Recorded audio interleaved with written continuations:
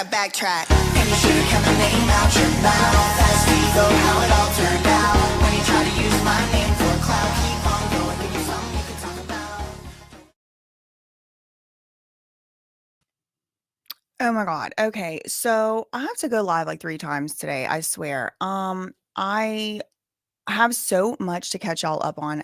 I'm already behind because I'm already behind because last night I was trying to do a like a update type of thing, like a reaction type of thing to a point and shoot situation going on with no jumper and all of that. Thank you, thank you. The hair, I know y'all like the hair. It was giving not good hair day today, so I threw it up, and who knows how long it'll stay like that. But yeah, I was kind of going for like I was born in the 90s, moment. Um, anyway, okay, so I have to go live 3 times today. What time is it? 10:21 a.m. right now. We'll see if it actually happens. I'm going to do this one now. There's also a live. I need to do a live later about Diddy because the sentencing hearing is tomorrow. And if I don't do the live today, then I may not even be able to get to it.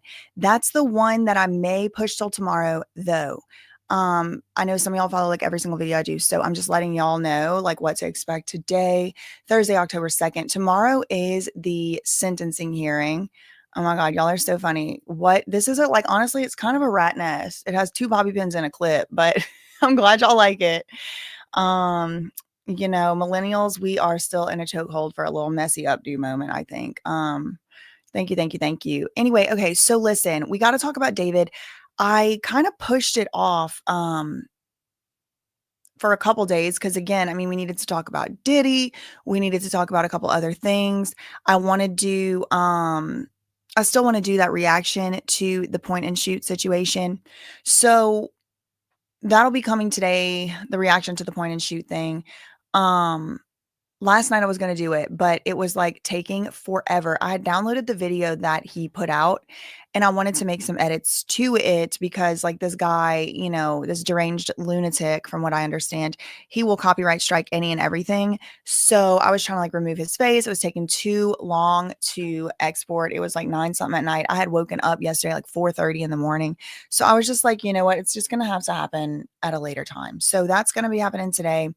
This live right now is gonna be happening today, and then maybe the one that I'm on the fence about, um, will be the Diddy one. Now, Diddy has filed some stuff in his case. He's got people writing letters for him. I think he just needs to take his lick. He's still got people writing letters to let him just walk free. I consider giving him on probation. And then the prosecutors on the other side are like, no, we need 11 and a half years or whatever. So anyway, I'll be making a video about that. Hello from France. Bonjour. Bonjour. Bonjour to the France cousins in the chat. C'est va. I don't know if that's Cajun French. That's the thing. I've learned French. I've learned a little Cajun French. I don't really know which one's which. More Cajun French. I know more Cajun French than regular, real French. Okay, so without further ado, let's get into the David updates. Now, these updates will be new for me from my channel. I've known about some of these for a few days. Excuse me. Some of these are brand new as of breaking, this morning. Some are breaking just last night around, 10:30. So I'm going to be going new to me, okay, in somewhat of an order, not really actually, because it's just on a note. But I thought, before we get into the David like breaking updates, I just want to kind of like gather our thoughts real quick and like why is any of this stuff important anyway? As you know, I spend a lot of time on the Reddit, not a lot of time, but when I'm getting ready for these videos in the mornings, I will go and peruse the Reddit. So there's a lot of posts in the David Reddit and the David affiliated Reddits. The first David Reddit done got shut down or locked down. But, there's a lot of posts, a substantial amount of posts of people that will pop up and they'll say, I'm just going to wait to hear from the real authorities. All this speculating every day is just too much. And, everybody acts like they were there and stuff. It's like, first of all, shut up and get out of the Reddit, dude. Go outside then. Fuck you. I mean, excuse me. It's too early for all that language, girl. But the point remains, then get offline. Get offline. Get off the speculation Reddit then. That's the first thing. But, if you would extend good faith to those people, if one would, then, maybe they just don't get it. Maybe they just don't understand what it is that is actually important. So I do have some little notes written out here, and I want to just remind y'all not only what the public is looking for, but in some respects, more importantly, what any traditional investigator will be looking for in an investigation such as this. Okay. So when you're looking at a homicide investigation, one thing that you definitely have to figure out if was there a homicide? So you want to start off with the cause and the manner of death. Okay. How did this person die and what were the circumstances? What is the medical reason? The cause of death is what is the medical reason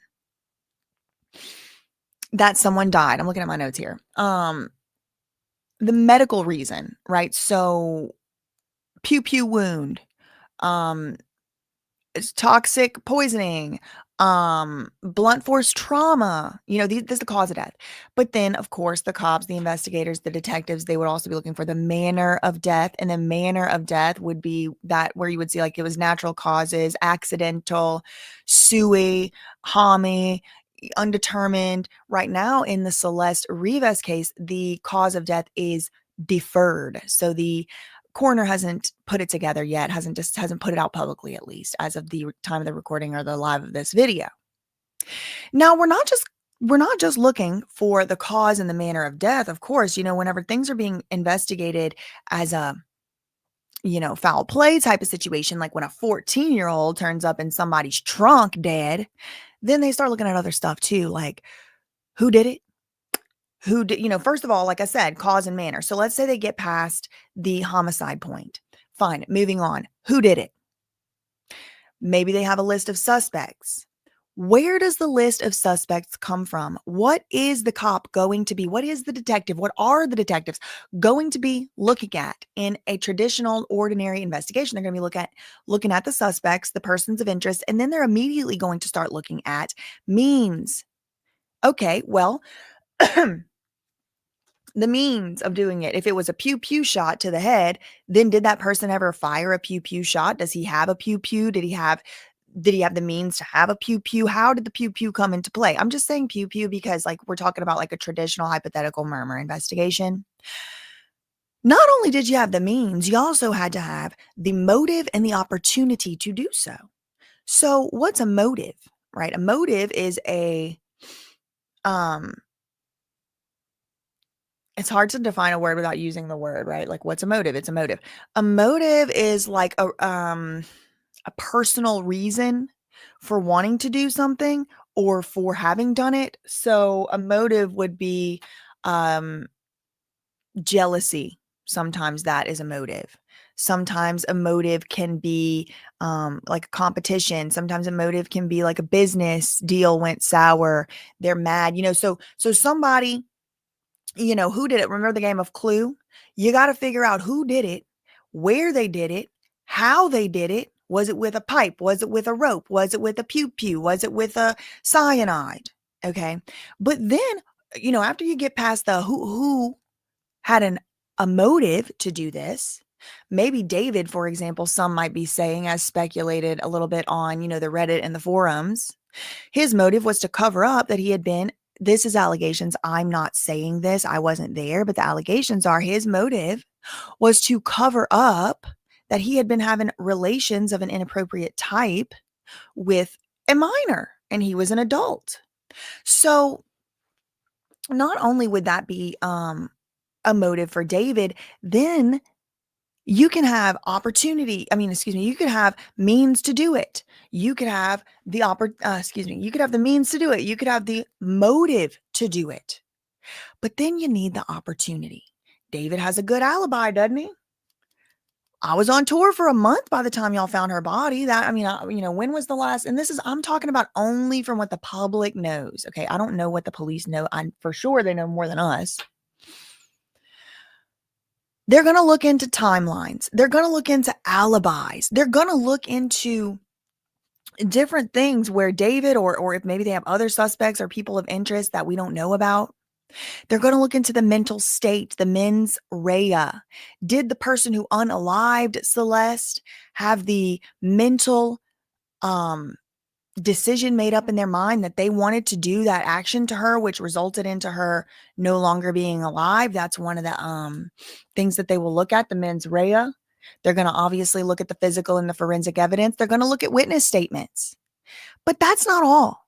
Those are kind of like forensic and pre-crime dealings, but they also look, okay, this is very important, at behavioral patterns of the suspects or the persons of interest after the death. How was the suspect or the person of interest behaving in the immediate aftermath?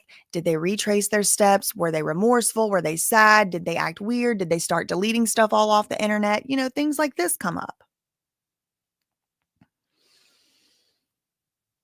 And then finally, one of the other things that I have in my notes. Now, this is a non-exhaustive list. I'm not a detective. Everybody probably runs these investigations a little differently, but this is just kind of like from what I understand, from what I've learned, from what I know. This is kind of like general applicable stuff, not necessarily like I didn't go and look at LAPD or anything. But the last thing is that they will sometimes look at corroborating patterns.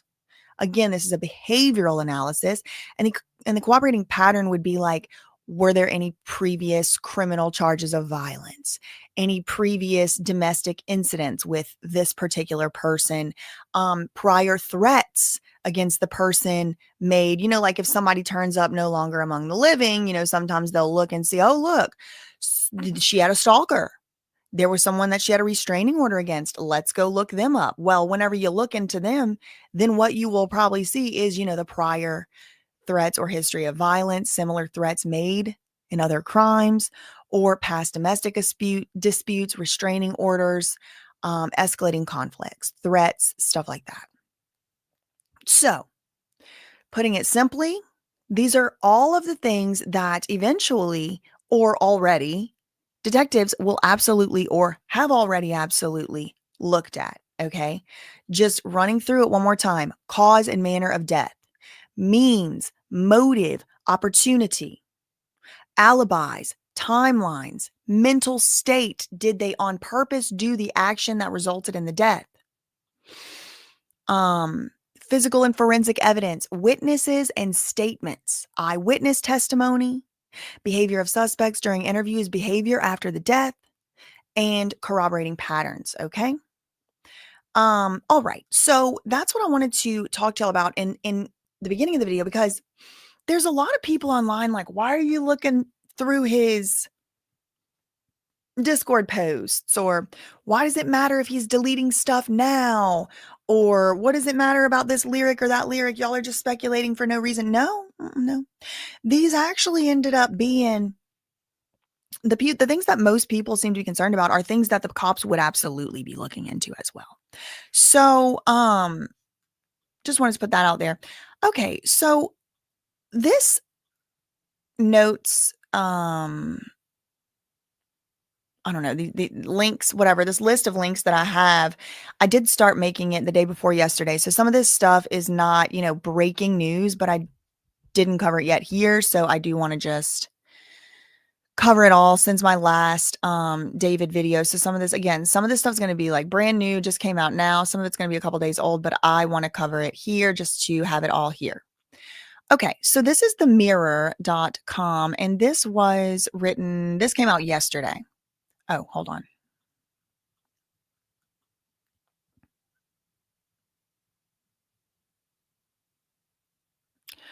I kind of like, listen, Joaquin, I don't have enough certainty out here or information to disagree with you, but I'll read this. He says, I'm a private investigator, and I really think they're not trying half of the things they could be doing in this case.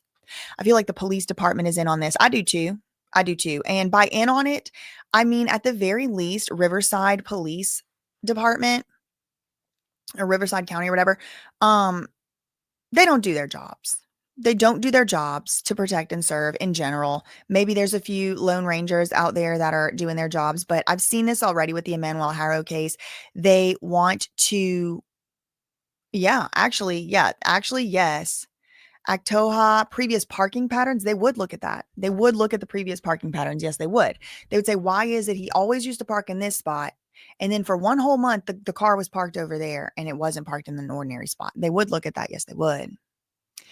That being said, the Riverside County Police Department, I believe, and this is just a belief, I believe they're complicit in child trafficking. I believe they are complicit in looking the other way when children are being abused.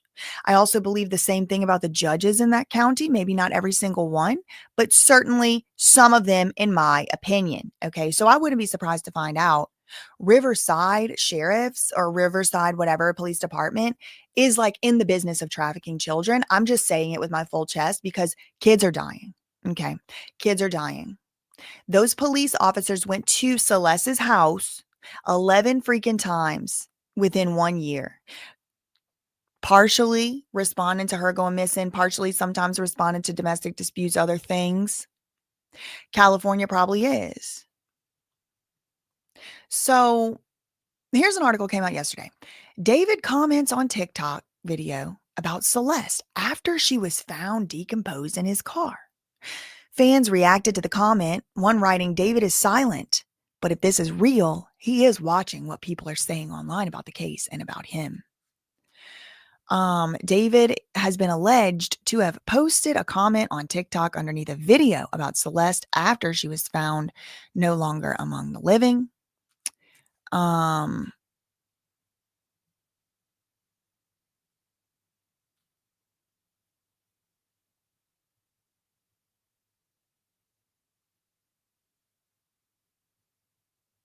Eesh.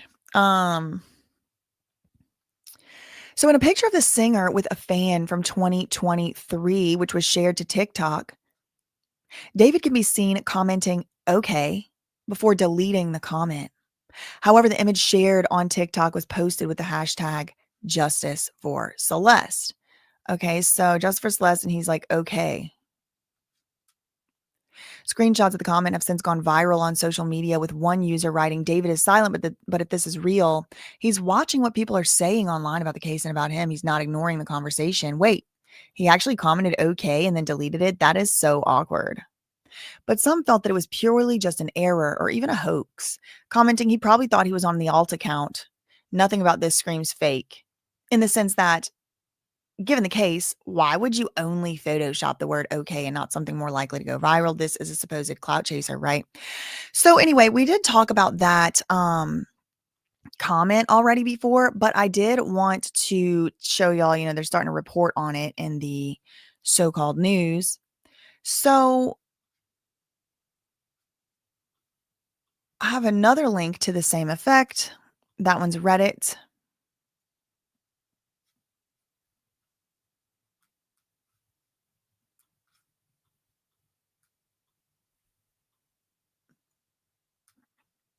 Yeah, it was that same post. Somebody said, is this real? The post was deleted. There's a discussion about this on a post that was already posted. Okay, so it got deleted off Reddit, but at least we had the little news link. I mean, this case is definitely giving me anxiety because everything just gets taken down. So I have to take screenshots of everything. Now, speaking of David's social media activity, he's been blocking, he's been unfollowing. Okay. Look at this. This is a Reddit post from 3 days ago. David has been very active on Instagram. He has been blocking or unfollowing more people this weekend. In fact, he followed someone new today. All right. So this is his, I don't know if this is his Instagram. Yeah, IG. So they're showing he's got the followers going up. And then September 17th, look at all the people that unfollowed him. And then on the day Celeste's identity was revealed, he lost 31,000 followers. The next day, he lost almost 10,000. The next day, he lost 4,000 something. And look, he starts unfollowing people. Celeste's body was discovered in the trunk on September 8th. This chart starts on the 16th. So about 8 days later, about a week later, He's unfollowing people. Whenever Celeste's identity was announced on the 18th, he unfollowed 18 people, or somebody unfollowed. Again, I want to be very clear and very, very fair. Famous people don't always even have the logins to their own Instagram accounts. Okay. So, I don't know who is following and unfollowing. All right. I don't know who is unfollowing and following people. Shout out to Oklahoma Outlaw. But it does appear that it is his Instagram account. So I did just want to show y'all that. And then again, I mean, he's gaining followers, gaining followers, gaining followers, and then he starts losing them again. He's unfollowing, he's refollowing, he's following people. So there does appear to be some type of social media activity. All right. So I wanted to show y'all that. Now, the next thing I wanted to show y'all is a supposed meet and greet. Now, I'm going to turn the volume off. Hold on. That's not what you want here. It's a meet and greet. I'm turning the audio off because it's one of David's songs that UMG loves to copyright claim and block my whole video for a few seconds of a song. They want to block a 3-hour stream. Okay. So no, play with your freaking mama. Don't play with me. And I know she don't even like you. And that's why you act like you do. If the shoe fits, wear it. Anyway. Okay. So here's David. He's at a meet and greet. This is a very short person. I mean, can he be taller than 5'1"? Look at him. The shorts are doing him no favors either. So I don't know who this person is. This could be a grown adult. This could be anybody. I don't know if it is Celeste. Actually, if you're asking me, I don't think it's Celeste. But people are kind of saying, this is Celeste. Yeah, someone said he's small. I had no idea how little he is. And I actually do think that has a lot to do with how he turned out the way he did. Like a lot of this just is like trying to be cool for other people, trying to seem like you have more power and more control than you actually do, trying to seem like you're more important than you actually are when really you're a 5 foot tall 20-year-old who can make a song on his phone.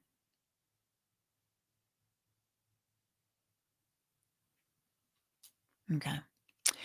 Little man syndrome. Indeed. Oh my God. Jinx, Viking, and Sarah, same time.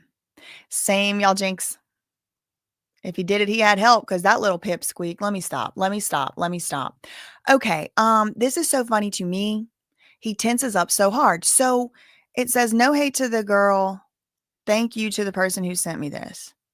Okay. So again, I'm not playing the audio because it plays a song, but just watch David get kind of eh.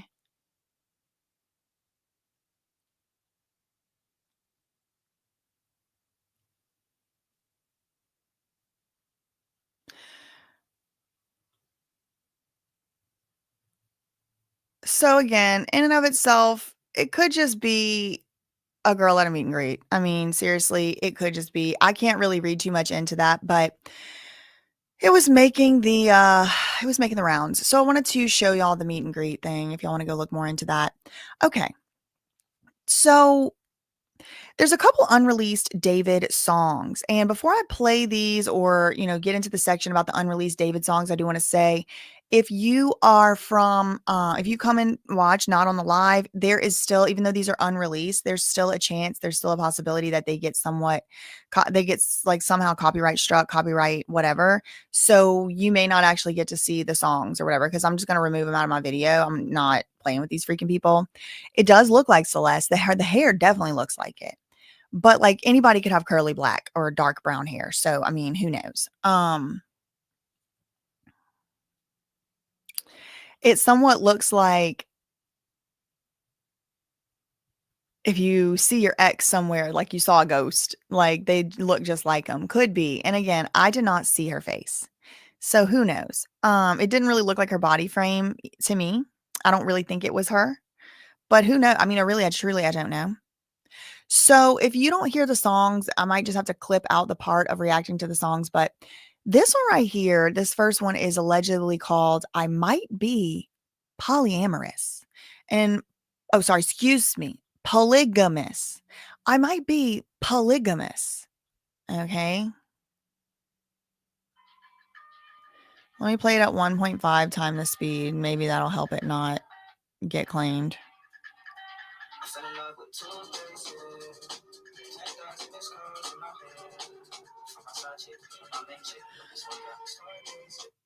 Okay, let me look at the transcript.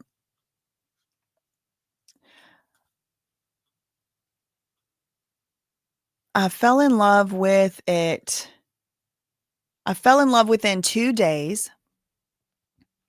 10,000 missed calls in my head from my side chick and my main chick. But this one got me STC from my H to my. Let me see. Let me see if I can look up. David. It does make it very difficult to even practice my own free speech whenever you can't even react to a freaking song. Like it is just out of control. It is just out of control. I don't like it. And every chance I get to vocalize my disdain for living in an open air clown prison where we can't even freaking talk or react to very important public stuff. Looking straight at you, Lucian Grange. Looking straight at you, UMG. Straight at you. Straight at you. I think I might be polygamous. What? I might be polygamous. Okay. I found the lyrics. I fell in love with her 2 days in. 10,000 missed calls in my head from my side chick and my main chick. But this one got me stargazing from the roof of my Honda to my deathbed. Always. He can't write a song without death or blood. He can't. I never want to hurt somebody like you. Don't want to be toxic when you so cute. Ugh. Don't you worry about none of the other girls I talk to. This sounds like P. Diddy. Because they never liked you. They were never like you. Get a little social chilling with your crew. Church on a Sunday, then barbecue. If you could be meet my family, they'll know it's true. Turn you to my family, baby. Okay, so if you could be my family or meet my family, it says be meet. If you could be meet my family, I don't get it. Verse 1, don't be irrational now. Now we share the same house. No point of messing up now, so watch your mouth. Or what? Y'all, here's a fun hack. It works if you're a girl, it works if you're a boy, it works if you're a woman, man, in any time. Someone tells you what to do and it gets on your nerves, it like kind of rubs you the wrong way, just say, or what? Someone said, watch your mouth, say, or what? And just wait for an answer. Watch my mouth, or what? It's a good hack. It works.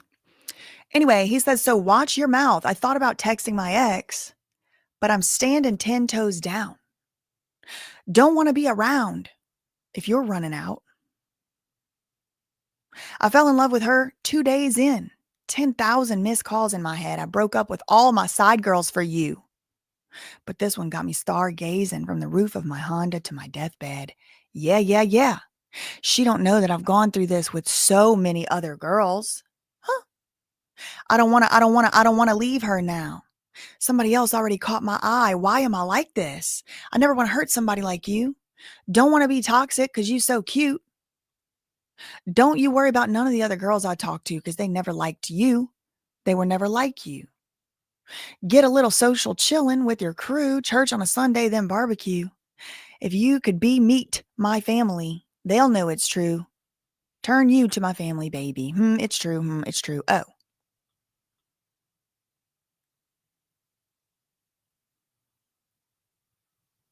Somebody said, is the X13? I want to know. I want to know. So one thing I can tell y'all, I finally sat down yesterday with my editor. We recorded for the David, like the rise of David. I basically like looked into his come up, his rise to fame, his rise to where we are today. I don't really, oh my God, stop it, Sarah.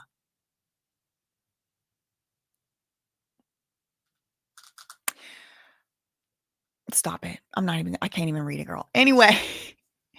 Anyway, oh my God.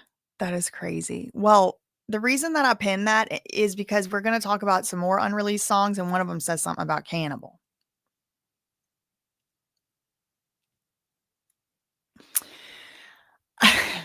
Stop. Stop. It's not funny. Stop. Anyway, okay. The lyrics are bad. The lyrics are bad. No, I totally. He's 20. What do you expect? He's 20 years old. He just turned 20. Probably wrote that when he's 18. That doesn't, give him. I'm not trying to say that gives him some type of pass, but what I'm trying to say is we got to look at what we're dealing with as what it actually is. I wasn't, a beacon of intelligence or good decision making when I was 18, 19, and 20 either. I promise you that. No, I was not. So the web is definitely webbing.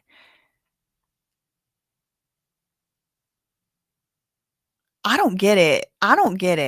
So anyway, okay, there's 2 more songs I want to talk to y'all about. The other one is called You Been Dead. Oh, wait, hold on. Actually,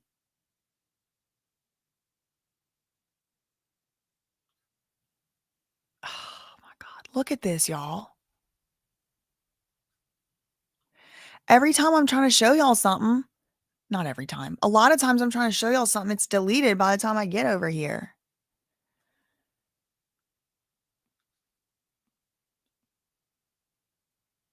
So what was the lyrics? You said you loved me to the day you die, but baby girl, you were already dead to me. You're the one calling my phone. You been dead. You been dead. You been dead. Your number is blocked. You keep effing calling me, texting me. You been dead. You been dead. You been dead. This isn't a 15-year-old. Touch grass, bud. This isn't Celeste. You can get these audio samples online. So that was where people were trying to say, there was like a recording of a girl's voice, and it sounded like Celeste. Let me see if the lyrics for this song, I Never Needed You, are up. Yes, they are. And these are from 2024. So let me read these to you. These are just some of the songs that I saw mentioned on the Reddit. I wanted to read y'all the lyrics. 7 days a week, you didn't call. Wonder if you're loving me at all. Maybe she was at middle school. I mean, I don't know. I wasn't there. I don't know. It's possible it's about somebody else. Okay, I don't know. I never needed you. I never needed you. Every morning, waking up alone, wondering if I was in the wrong, but I never needed you. But damn, I miss you right now. So damn, I miss you right now. The moment that you let go of my hand, it wasn't all according to the plan. I know you see it too. I never needed you. I really didn't. I wanted to walk away. 7 digits. I do got a lot on my plate. I will admit it. I really did love you at one point.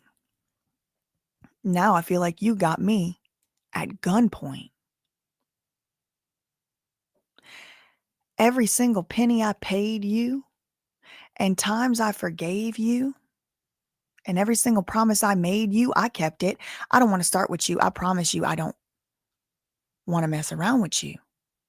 Because damn, I miss you right now. Stop playing with me because damn, I miss you right now. I miss you, but you're bad for me. You never get that feeling that you had for me. I know that you ain't ever getting over me. All you can do is pick somebody over me.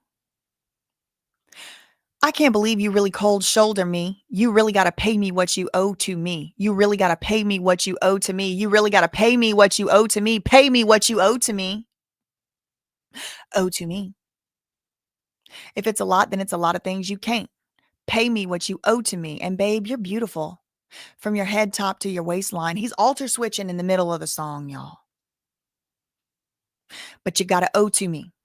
Yeah, your old news is some bad news. So I can't keep letting you control me. This is November 2024. These lyrics were put up.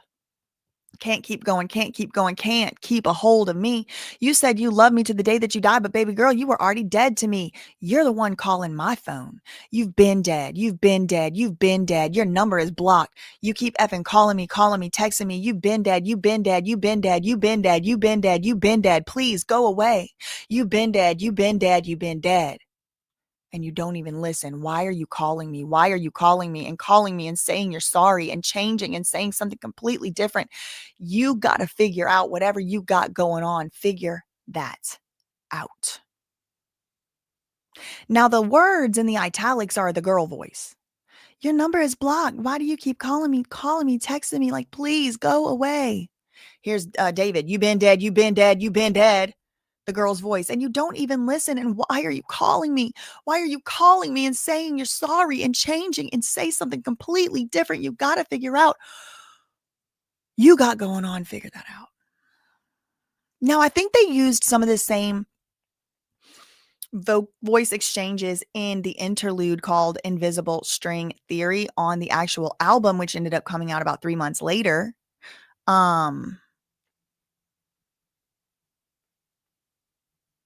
Miss R, burn a little extra for me, girl.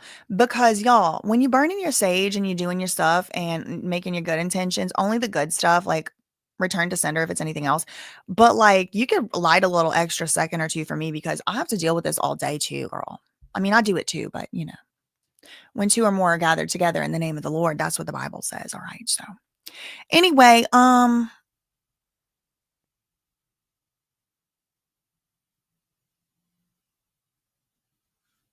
we have another song. I did rebuke. I said I rebuke. Okay. Another song called, okay, this is, I saved the most disturbing, if you can believe it, in my opinion. It's my opinion. Y'all might think the other ones are more disturbing. For some reason, this one right here really, really got to me. Like I got this sick feeling and I did not feel good when I was reading these lyrics. Like something was just sickening about it. This song is called Hello Kitty Shirt. Okay, I'm going to read the lyrics to you. It's getting darker out here. Somebody posted this just an hour ago on the Reddit. Who knows how long it'll stay up. Doing my research to find another unreleased song off David called Hello Kitty Shirt. And it's pretty bad, y'all. I mean, I'll tell you, it's pretty bad because when I'm reading this, and I'm biased because now knowing what we know, knowing what we've seen, I'll just say I'm biased. But it is impossible for me to read these lyrics and think about it as an adult. It seems like the song is about a child. I can't unsee it. That's my opinion. I don't know. I didn't write this song. I'm reading a Reddit post. Take it with a grain of salt.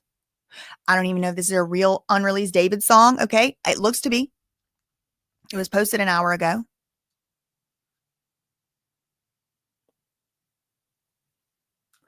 But we know about the Hello Kitty from Celeste already, right? The missing persons poster. The missing persons poster said she was wearing Hello Kitty sweatpants or Hello Kitty Crocs. Remember that? Okay. Hello Kitty shirt. Pretty girl. Hello Kitty shirt. She do what she want because the world is hers. Tell me, this is gross. This is a lyric. I'm doing this for educational purposes. Where do you want it? Tell me if it hurts.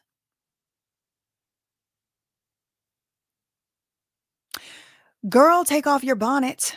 Let me see your hair. Now, David wears a bonnet a lot, but lots of people, I wear a bonnet. Lots of people wear a bonnet. This could be about anyone, but it could be about Celeste, could be about a different person, could be about anything, anybody. I don't know. But just taking the lyrics together, pretty girl, Hello Kitty shirt. She do what she want because the world is hers. Tell me where you want it. Tell me if it hurts. Take your bonnet off. I want to see your hair, baby girl. Put a 1 in the chat. Put a 1 in the chat if you remember going to the gas station just to get like a simple, candy bar or something one day. Maybe your mom was in the car and there was like a couple of perverts standing at the gas station, like on the loitering. We used to call them lot lizards. Like, all races too. All countries of origin, all races, all nationalities. But they had the one thing in common. They would be posted up, leaned up like this, and they would be rubbing their hands together and calling you baby girl. Look. Does this not feel like you're at the gas station and some 20-year-old is baby girling you Hey, Hello Kitty shirt. Hey, Hello Kitty shirt. Come, hey. Like, again, y'all, this are all races.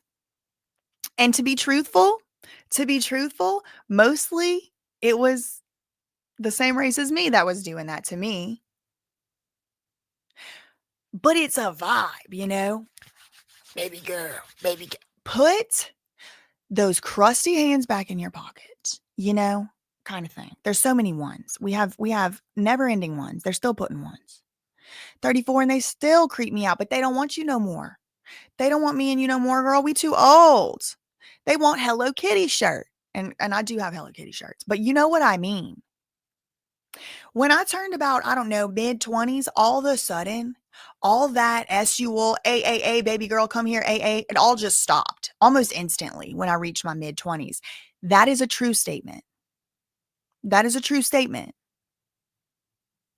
If you take pictures of me from when I'm 17 and take pictures of me today, I promise you I'm every way more beautiful today than when I was 17. These disgusting perverts go after children. Now, am I talking about David specifically? I don't know. I don't know if he does or doesn't. All right. There's some pretty damning evidence pointing in his direction, but he's innocent until proven guilty.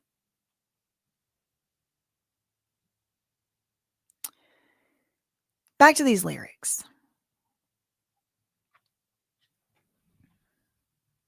Pretty girl, Hello Kitty shirt. Pretty girl. It's like a grooming statement. That's what you say to a parrot or an animal. Pretty girl, who's a pretty girl? That's not what you say to someone you see as an equal. Maybe it is, but like y'all taken together with this whole thing, tell me if it hurts. What you gonna hurt? All 5 foot of you. Sorry. What you gonna hurt? Unless you're planning on pulling out a knife. Let's all be honest here. What is David gonna really hurt? With all 5 foot tall of them? A child, maybe. I don't know. I wasn't there.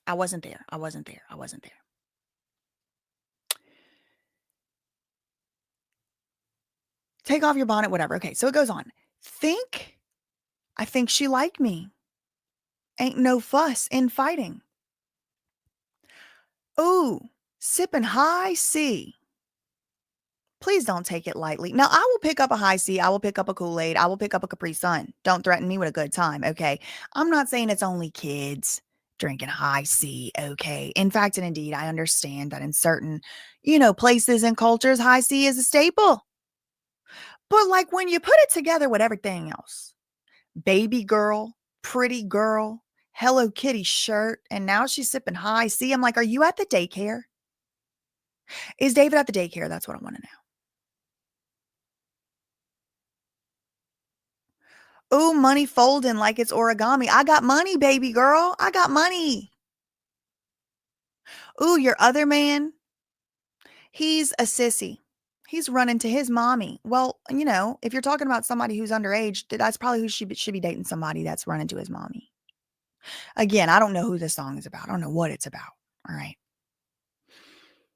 Ooh, all my diamonds, they twirl. All my diamonds, they dance. Awesome. All my diamonds, they gliss. All my diamonds, they having a foursome. Ew. Uh, uh. All of my diamonds, they cost. All of my diamonds, they cost you. Huh. All my diamonds, they gorgeous. I saw my shawty. She gorgeous. I love my shawty with the long hair. I love my shawty with dark skin. Okay, shout out. Shout out to the dark skin shorties. Pretty girl, Hello Kitty shirt. She do what she want because the world is hers. Tell me where you want it. Tell me if it hurts. Take off your bonnet. Let me see your hair.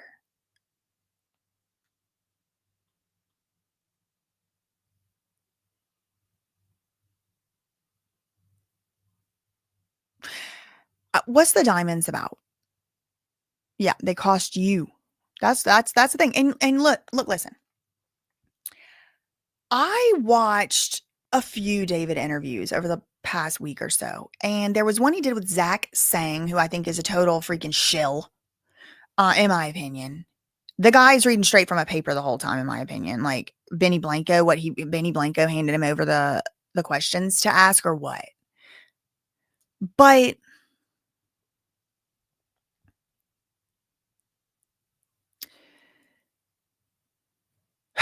one of the things David said in one of these interviews is as he's moving forward, he wants to come up with new alter egos in addition to that Tommy alter ego that he had. And he also wanted to like keep going with the story. But he said, he wanted to try all these different genres. He's genreless, which that's cool. Me too. I could do everything. I could do anything. I'm still waiting for somebody to challenge me to a rap battle. That being said, the one thing he said he does plan to keep the same throughout all of his albums, throughout all of his music, is that he said the word never. He never wants to write a song that doesn't have meaning. He wants all of his songs to have meaning. And they all have meaning. So when I see this, ooh, sipping high C. Please don't take it lightly. Well, wait, what do you mean? Ain't no fuss in fighting? Think she likes me? We're not, ain't no fuss, no fighting. Now we're drinking high C. Please don't take it lightly. What's in the high C? I need to know. I'm just curious. What's in the high C? Oh, money folding like it's origami. Your other man is a sissy running to his mommy. Ooh, all my diamonds, they twirl. Well, if your diamond is twirling, you need to take it back to Jacob the jeweler or wherever you got it and have it reset in its setting. Because if it is twirling, it hasn't been set properly. Okay. You need to take it back to where you bought it or had the setting made, because if it's twirling, it's about to fall out. You know how I know that? Because when I got my engagement ring years ago, I bought the diamond, or my fiance bought the diamond, shout out to him for that, from, a person or whatever. It's an antique diamond. I mean, Taylor Swift is copying off of me. I don't know if y'all knew it or not, but I've been having this thing for a while. But it was cut by hand before they were even like using electricity and all of this stuff. So if it was a blood diamond, girl, somebody else blood diamond did, because mine, I basically got like a thrift store diamond. Okay. It's like secondhand. It was cut a long time ago. But the point is, I bought the diamond, or my fiance did, and then he took it to another place to have the ring made for it. And the person that made the ring for it didn't like do it right. And then the diamond starts spinning around. It was twirling in the setting. I had to bring it back after I got it to a different place and have a whole thing remade. So the diamond's twirling. Something's wrong. It's going to fall out. So I don't know. Yeah, he is. He is. He totally is. So what's the twirling? The diamonds are kids, they say. And girl, I don't know. Taylor wants to be me, and I don't blame her. I don't blame her. I'm like a very good role model. So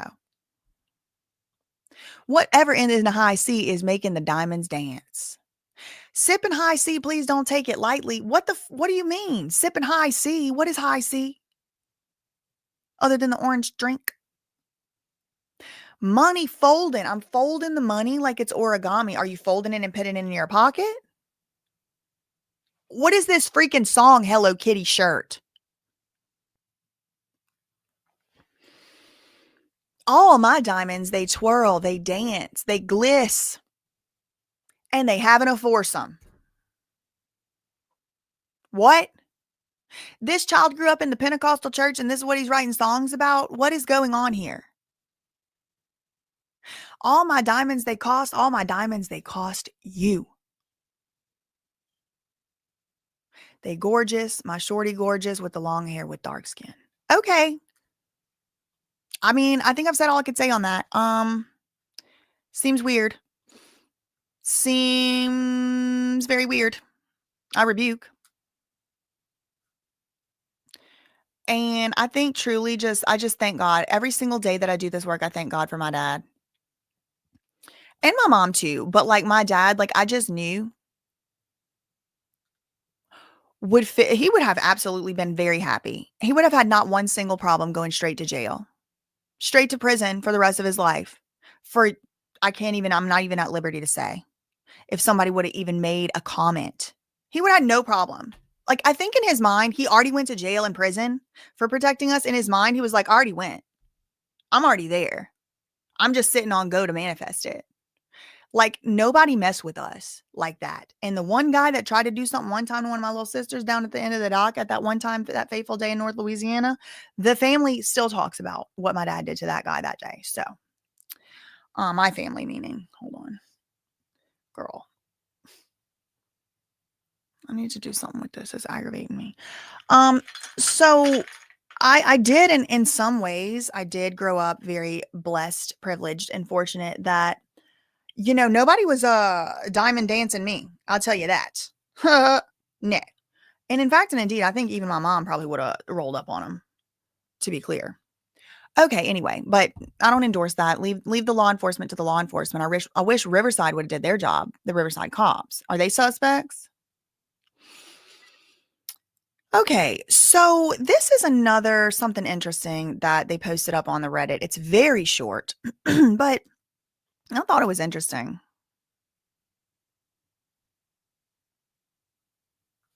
Cheers to the good dads, and shout out to there's moms, there's dads in here.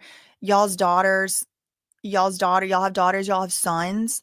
Just, even if they're like mad and like aggravated that you like force them to wear a pool cover up and don't like let them wear a two-piece bathing suit and don't let them sleep at people's houses that has brothers, and you make them go, do activities that are wholesome and good for them and stuff, even if they're really mad at you for it, the chances are very high that they're going to thank you for that one day. So there's that. Phoenix said, I wish I had somebody in my life like that when I was growing up. This is part of why you're so fearless. Your peeps had your back. It's the truth. And even still today, like, that's why I call people, my cousins and stuff, because it's like, I know that I'm not the only person that was raised like that. And like, that's the type of values that I want to carry forward into the world. And like, all of us are going to die one day. Like, the sooner you come to terms with it, probably the better your life will be. Just come to terms with it. And in that way, like, I kind of do take after my dad. It's like, you're going to die no matter what. So once you're gone, the only thing left is going to be your legacy and what you left behind. What I leave behind is going to be 10 toes down, protecting children and vulnerable people against predators. And that's, I'm happy. I'm happy. I'm so lucky that gets to be my legacy that I leave behind. And they might try to change history. They might try to rewrite history once I'm gone, but you really can't. You really can't. Shout out to the dads in the chat. Shout out to the moms in the chat. Shout out to the moms who took off their kids' door when they were misbehaving. Girl, no. I never got my door took off. Thank God. I think that would have been super traumatic for me. But I was like, I'm a Virgo. I need a little, the Virgo, the Virgo is the hermit. So I need a little privacy moment. I need a little cave. Okay. So this is a newly kind of like recirculating TikTok. And one thing I just want to put a pin in, because one day I'm going to be like, put a one in the chat if you remember me saying da da da. David did a lot of this on the come up, like street TikToking. We watched a video of him the other day singing in those videos where somebody like play the piano and then somebody will walk up and sing a song, and it's like, do you know how to sing this song? Do you know how to play this song? And then they'll play it and then it goes viral or whatever. Well, we watched one the other day on my last live about this, of David coming up and singing a song. It sounded beautiful. It sounded nice. But there was like some obvious actors in the scene, like some little kids, and they were like, oh, it's David. Oh my God, it's David. And it was like just too over the top. Like, it was like, they were acting. So here again, we have David again, and we have him a lot on these street interviews. So I'm wondering, was he in a group? Was he in a multi-level management company? Was he in a social media management company where they like do synergy off each other's videos? Because he was just in a lot of these on the come up, and it kind of like put him out there. But at the same time, now we're able to use it to see, what he was saying on the come up. So let me play this for you. Is when he had just turned 18, but specifically there's something he says in here that they're saying on the Reddit, is giving him pause. So I'll play it for y'all here. It's only 6 seconds long. 18, just turned 18 in March. What does it feel like to be 18? Feels like the last 5 years of my life. I haven't aged in like 5 years. Okay. Very short. Very, very short. But it was David just turning 18. He had just turned 18. 18, just turned 18. And the interviewer said, "How does it feel to turn 18?" He said, "It feels like the last 5 years of my life. I haven't aged. I haven't aged." Okay, well, I'm not a mathematician or anything. Thank you, Joaquin. Thank you, Sergeant King. Thank you, Sergeant King. Thank you. I'm not a mathematician. Y'all know I can't do math, but 18 minus 5 is 13 years old. 18 minus 5 is 13 years old. When he turned 18, it was 2 years ago. And so guess how old Celeste was that year? 13. So in his mind, he is 13 instead of 18. He hasn't aged at all. Now, in some ways, don't we all feel the same as when we were 15? In some ways. In some ways, I was like exactly who I was going to be. By the time I'm 14, 15, I was who I was going to be. I am pretty much exactly the same. My high school friends see me and say, "You haven't aged and you haven't changed." So in some ways, sure.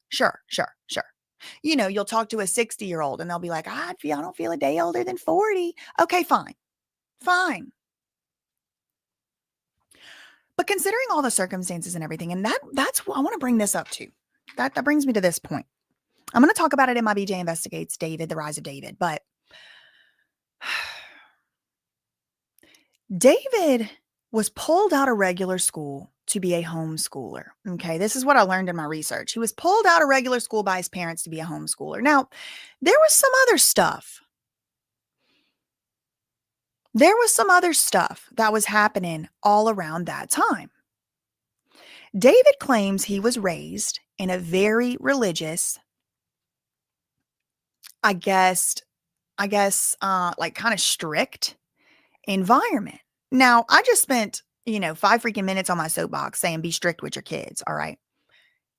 That being said, there's limits. Because I do believe, and look, listen, easy for me to freaking say. I totally respect, appreciate, acknowledge, and understand. It's real easy for me to say what you need to be doing with your kids. I don't even have kids. How the hell would I know? Okay, fair.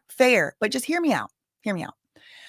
There's a certain level of being too strict where you break trust with your children and then they don't talk to you no more and then they act crazy. Okay.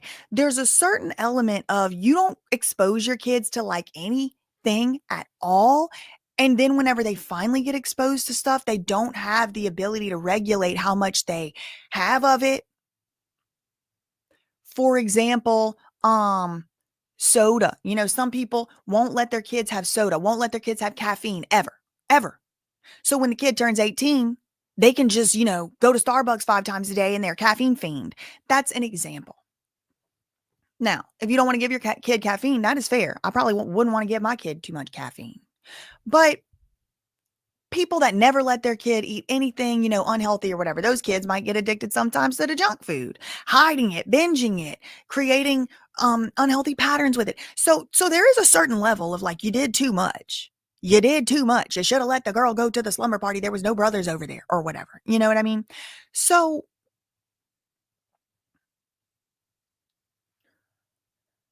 he was in school. Okay.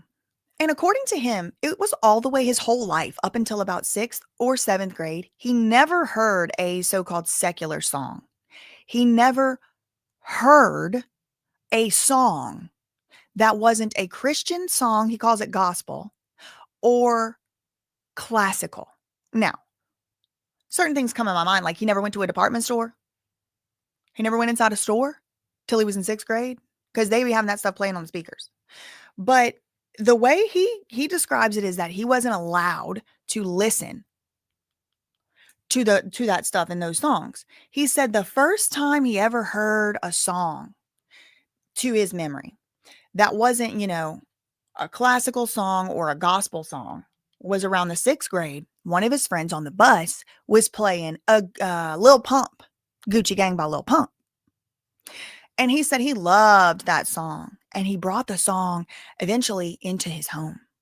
Okay, this is when he was going to school. He was on the bus. He heard a song. He heard Gucci Gang by Lil Pump. And he was like, it did something to me. It just blew my mind. So I started looking into other types of music, so-called secular music, non-church music.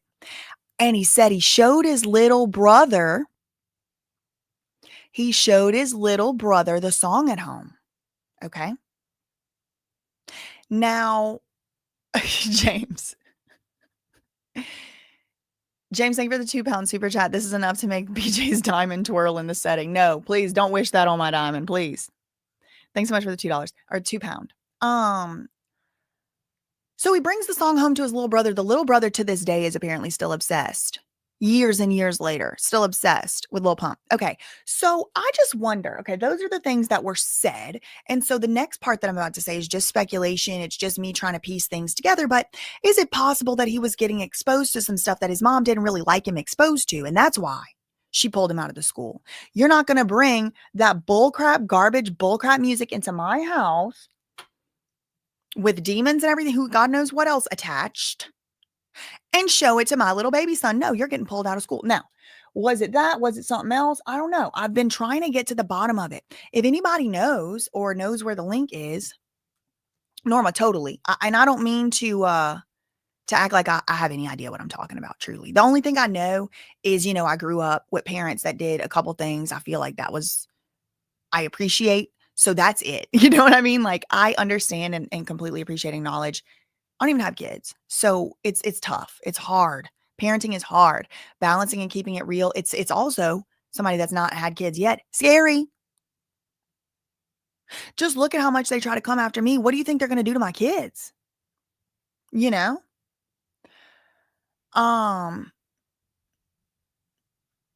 See, BB said, look, as somebody who grew up in an extremely religious Christian family, I wonder if that's why they pulled him out of school. Something my parental figure would have definitely did. Okay. I don't think they're adopted, but I don't know. Stop. No, Joaquin. Absolutely not. Please.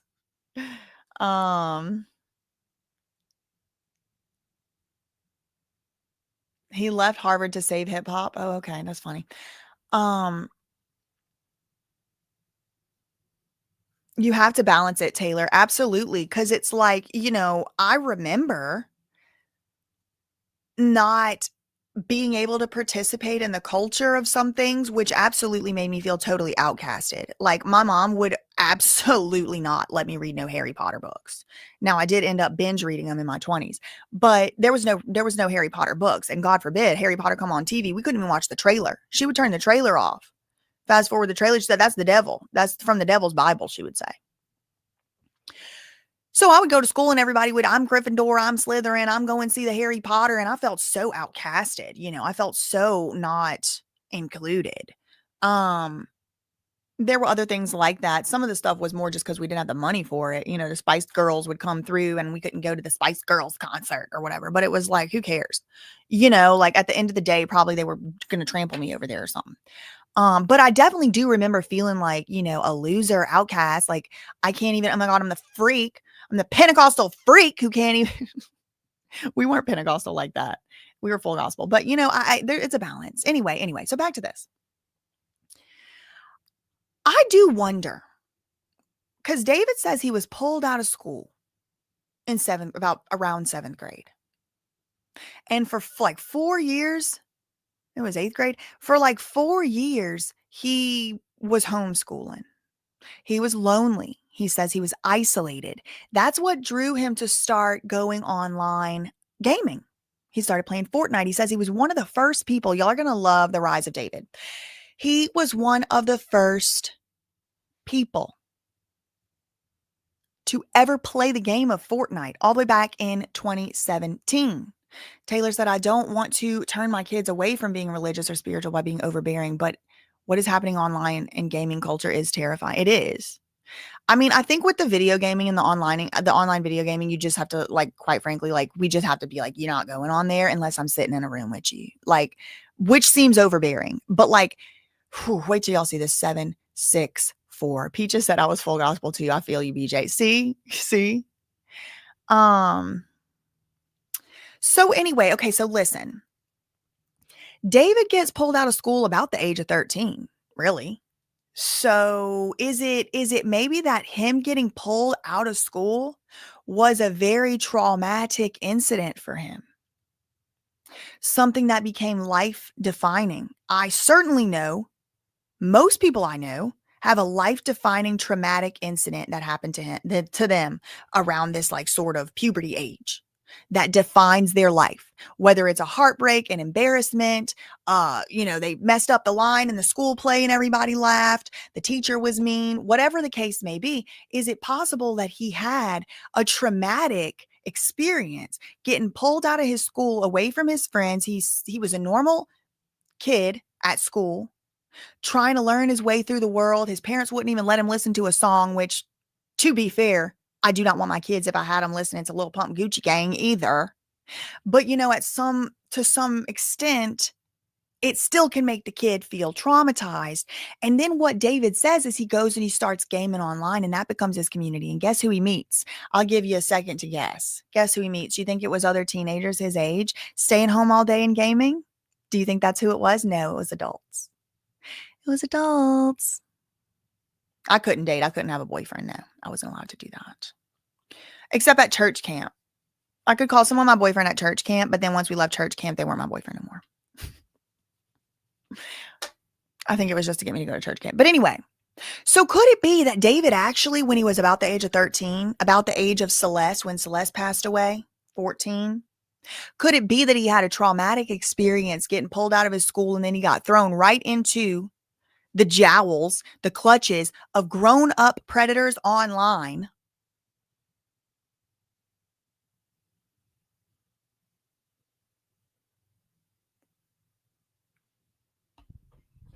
Yeah, period. Look, Hannah, thank you for sharing. Hannah said, yep, I did. Freshman year. Drunk at school dance, and the cops got called, and I passed out in the bathroom. I was basically seen as the snitch, uncool party pooper from there on out. Was he? Yes. And David, thank you for mentioning this. Sarah Adams. Peaches. Did me and Peaches have the same childhood? Was it Louisiana? If so, we might be cousins. Yes, Sarah.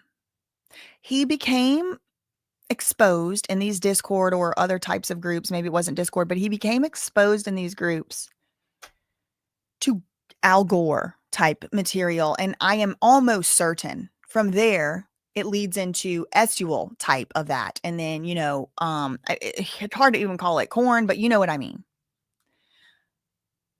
I know many homeschool kids that came out normal, not sure what happened to David. Totally. Listen, look, if I have kids, I promise you something right now. Mark my words. The kids are getting homeschooled. They are not going to be going to no public schools. All right. Nope. So I like a homeschool. I like that we have that parents in this country can homeschool. I like a homeschool pod. I like an outdoor school. I knew somebody that went to an outdoor school during COVID. They didn't even know COVID was going on. They would go stay in tents at school. So look, listen, I love an alternative school moment. I know homeschoolers turned out just fine. I'm not trying to say homeschool made him like this. What I'm wondering is whether there was already some problems going on with David. He was already having some issues, and that's why they pulled him out of school, to keep a tighter rein on him. But that just made everything worse, because he was missing his friends. He felt isolated, and then his friends stopped reaching out to him. He said, I was normal. I had a bunch of friends, and then all of a sudden, little by little, one doesn't call anymore. Another one doesn't call anymore. And he probably felt, not cool, not seen, unimportant. Who knows what was really going on in his house? I have no reason to believe that his parents, I'm shaking up my juice shot. I have no real reason to believe his parents did do anything, bad to him or whatever. But truly, y'all, I mean, we really just can't know anything for certain. But this right here made me feel like, this is another good question, Vanessa. How is parents so strict that they homeschool him, but they don't know, or they don't want what he does on the internet? They don't know what he does on the internet. That's a good question. And that's why I always keep beating the dead horse on this channel, because I know a lot of y'all got kids, and they're either on the games already, or they about to be. And if you don't know, you don't know. So even to give them benefit of the doubt, maybe they didn't know. But I know the beef I have with my hair is hilarious. I know it aggravates me because it just, I mean, she's doing her best. The issue is I haven't really gotten a haircut in like over 2 years because I'm just trying to grow it. But, no, I'm not trying to throw shade. No, I'm not trying to throw shade. What I'm trying to do is say I have a theory that I think David stopped aging around the age of 13 because something traumatic happened to him and I don't know what it is. That doesn't give him a right to act crazy. I mean, most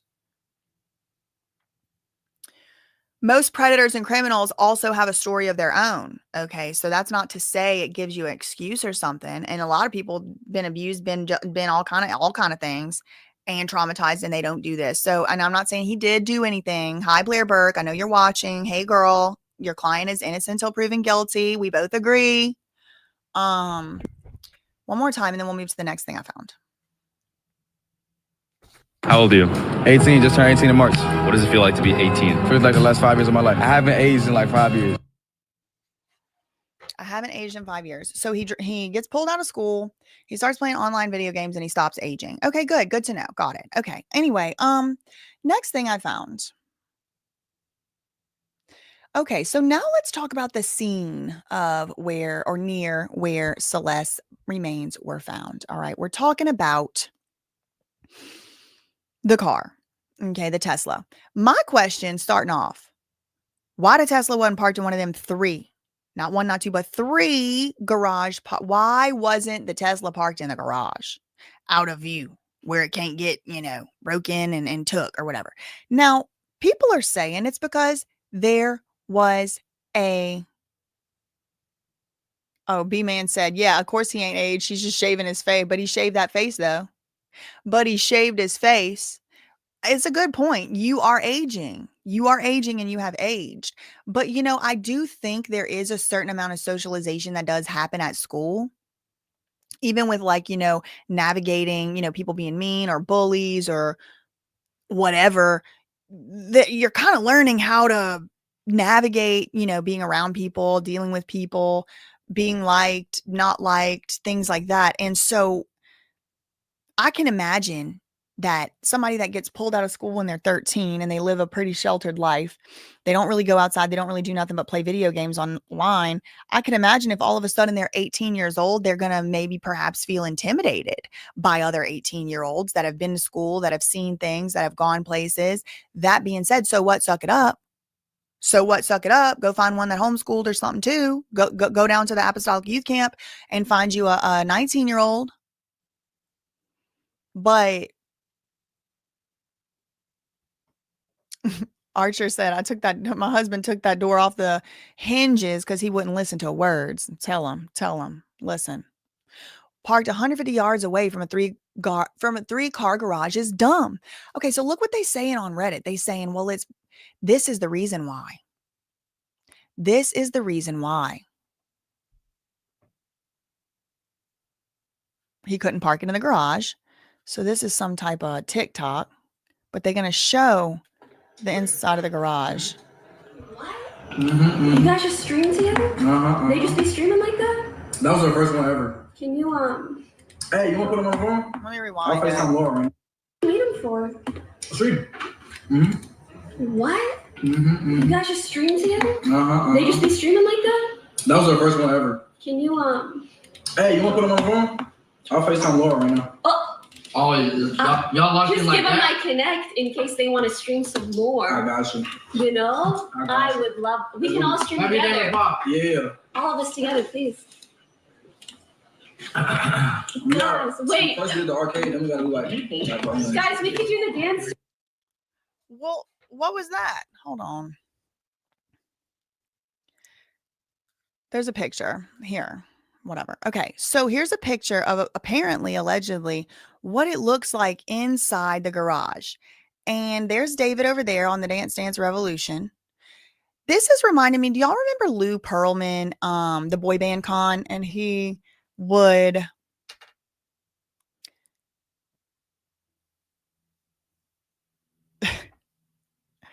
I know, y'all. This is what apparently the garage looks like, by the way. So, or did at some point. Here he is streaming here. But then over here, it looks like somebody's over here with a bonnet. So I saw the bonnet and I thought it was David, but it looks like maybe David's here. Oh, that's a different view. Okay, I got it. So they're playing some game here, but there's a camera here so you can see them streaming here. Okay, got it. So this is apparently, the garage. Apparently, I guess this thing that they were sitting in is the garage. They're sitting in the garage? No, they're not. That's inside the house because there's windows. Okay, but this part right here apparently is the garage. Okay. So fine. All right. Maybe that's why. Maybe that, yeah, Neverland Ranch. Exactly. Why? Why does a 20-year-old need, again, 20 is young. That's the thing. Like, it actually looks fun. That's the thing. It actually looks fun. Like, there's really nothing wrong with having an arcade in your garage. But when you just combine it with like everything else and the allegations and the fact he's been on stream with Celeste and stuff, it does just start to make me wonder, was he just trying to like lure kids in? Like, do you remember Lou Pearlman, the so-called supposed boy band con? He had like all the video games, all the sports drinks, all the different, like a whole refrigerator stocked with Yoo-Hoos and Capri Suns and just all the stuff. And it was to, I think, lure the kids into a sense of safety, perhaps a false sense of safety. I would much rather probably when I was 15 be at my 20-year-old boyfriend's arcade than my mama's house. For me, somebody was coming to pick my ass up. And if the cops wouldn't do it, somebody's on the way. Somebody's on the way. And whenever they leave, whoever it was harboring me there is never going to make that mother mistake again. That's just how I grew up. That's just how it was. Somebody was coming to pick my ass up. But does that mean I wouldn't have still at 15 rather to be over there? Probably. Yeah, it looks fun. It looks fun.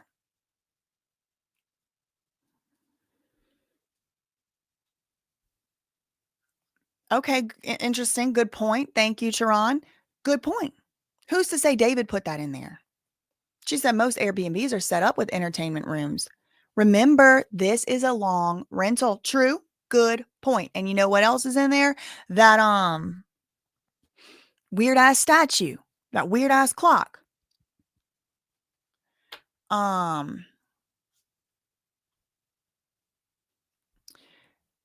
Morbid Tampo said it's too messy for it to be him doing it. Youth pastor vibes. Those look like kids in the first pick. And that's the thing too, y'all, because David has kind of like, he signed with Interscope right around his 18th, like right around when he was 18. So I don't know if he signed with them before he was even 18, if it was when he was 17, or if they actually waited till he turned 18, or maybe he was 19, whatever the case may be. But we did just see him on these on the street interviews. Like, I just turned 18. I don't feel like I've aged in 5 years. I think, it's not wrong or inappropriate for him to be hanging out with 18-year-olds. And if he's 19, I could understand truly that he's been friends with people for years. He happens to turn 19. They're 17. So if people around him are underage in this time frame, that to me isn't as red of a flag as I was friends with people, 2 grades older than me in high school. And, technically, I guess they were in college for 2 years or that age while I was in high school. But it was like, they went to high school with me. We were the same age, really. It's not like 20 and 12, 20 and 15. It was like, they're, and even in the law, there are these Romeo and Juliet laws or whatever, where it's like, if the one party is over the age of 18, but another is under the age of 18, they'll give you like a 16-month buffer, because this is a reality. You don't just all of a sudden, ting, you're an adult when you're 18 in your mind mentally. So they do have this so for me, I'm just telling you, for me, maybe those people are 18 or 19 or, whatever. They might be young. Maybe they're 17 and he's 19. I don't know when any of these were, put out or whatever. No one has ever told me that I remind them of Clarissa Explains It All. However, that is exactly what I was going for when I got this phone. Anyway. Okay, let me show y'all the next Yeah, I do too. I do too. I think this too. This is my mama. So I already got through telling y'all how she MK Ultra'd me my whole life. So I guess we would have the same ideas. But she's like, I think he was kind of sheltered, kind of immature in a way. And plus, he was really short. So he just communicated with younger people because he considered himself to be more on that level because he didn't feel like a man. He didn't feel like an adult. He felt emasculated. He felt childish. And so the only way for him to feel any control at all, in my opinion, would it be to hang around with people who he had some type of superiority or some type of being bigger than them or some type of, oh yeah, you don't even know baby girl because I've been on tour and you just a little girl. Because I could imagine, okay, don't shoot the messenger because you know where I stand on this stuff. You know exactly where I stand on this stuff. Put them under the jail if they even so much as had a thought about a child. Okay. So you know where I stand here. But however, it is possible that whenever they very first met, meaning online, it is possible Celeste had more life experience at 12 than David might have had at 18 or 17. He never even heard songs. He wasn't allowed to listen to music. He wasn't even leaving his house for 4 years. Celeste, considering and looking at how she was talking to them neighbors, looked like by 14, 15 years old, she could hold 13 or 14 years old. She could hold her freaking own. So these are all things that might make it easier for somebody that's a predator, for instance, hypothetically, to assuage the reality and the guilt of the reality that they are abusing a child instead of, thinking of it that way. These people, they like to figure out a way how what they're doing isn't wrong. Well, it's better. It's better than her house. I'm not doing anything to her worse than what they're doing to her at her house. Or she could leave if she wants to. She's the one that comes here or whatever. Yeah, he was in his bedroom watching Corn and Gore though, Sarah said. Could be. Exactly. This is something else too. Put a one in the chat if you already know it. A lot of times children of immigrants or children who are themselves immigrants, I believe that Celeste was born in the United States. From what I heard on Banfield this morning, and I will play that clip as we make our way through, Celeste's parents were citizens and had passports that were administered over 20 years ago, 2001. The parents had, United States passports or whatever. So they weren't like some type of like undocumented situation or anything like that. But we were told by, I think, TMZ that the mother only speaks Spanish. She does not speak English. So a lot of people don't know this, don't realize this. But a lot of children of immigrants end up having to be an immigration attorney by the time they're 10 years old. Okay. They have to interface with government assistance. They have to interface with, what's the name? Immigration offices. They have to help fill forms out. They have to help their parents get driver's licenses. They have to help their parents study for tests to become citizens because the parents don't speak or read English and the kids do. So this is a situation where I'm not saying, listen, please, I'm not saying they grown and fast. Okay. What I'm saying is it could give somebody a sense of some pervert. It could give a pervert some sense of like, oh, what I'm doing is not that wrong. Because this kid's already done seen it all. She's grown and fast, for example. Okay. Y'all know where I stand. I don't believe that. I think it's, sad that kids have to step into that role for their parents, but I also think it's nice because family is being there for each other. But, I definitely do understand that it can be something that is very traumatizing, but it can make children grow up or seem to be more mature a lot earlier in life because there's no choice. There's no option. It all falls on them. They have to be the one to do it. Their parents cannot speak or read English, so they have to do it. And it don't matter. You might be 11. You might be 8. You might be 8 years old. I actually have heard stories of kids being 8 years old having to do translating for their parents and couldn't even fully read the words really themselves.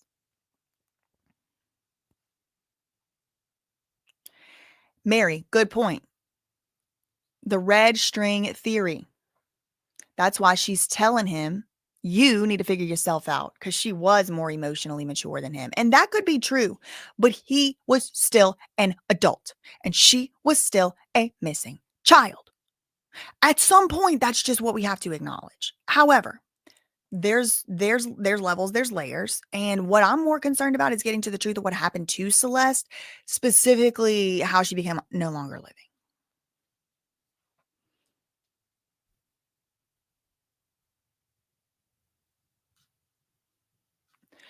And that's why I said, and I just don't want anyone twisting my words. So it really is like actually devastating to be like kind of like watched on every breath I take, every punctuation mark I say, every single thing I say. It's like no matter how many disclaimers I make, no matter how many times I say, I'm sure it could be traumatic, no matter how many times any of that, like I'm going to be misinterpreted. I just am used to it at this point. But let me just be very clear, since I guess apparently I guess I wasn't. I said it was most likely very traumatic, like I said. But if the alternative is your paperwork don't get done and you get deported, I think it is actually kind of nice.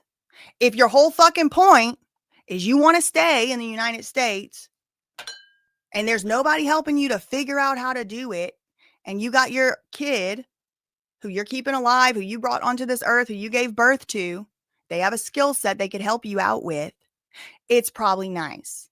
Am I saying it's nice for the child? No, I think I was very clear when I said it was most likely traumatic and actually has really negative consequences and side effects for the rest of these kids' lives, because probably freaks and perverts take that job that they were thrusted into against their consent, having to be a basically 11-year-old immigration attorney.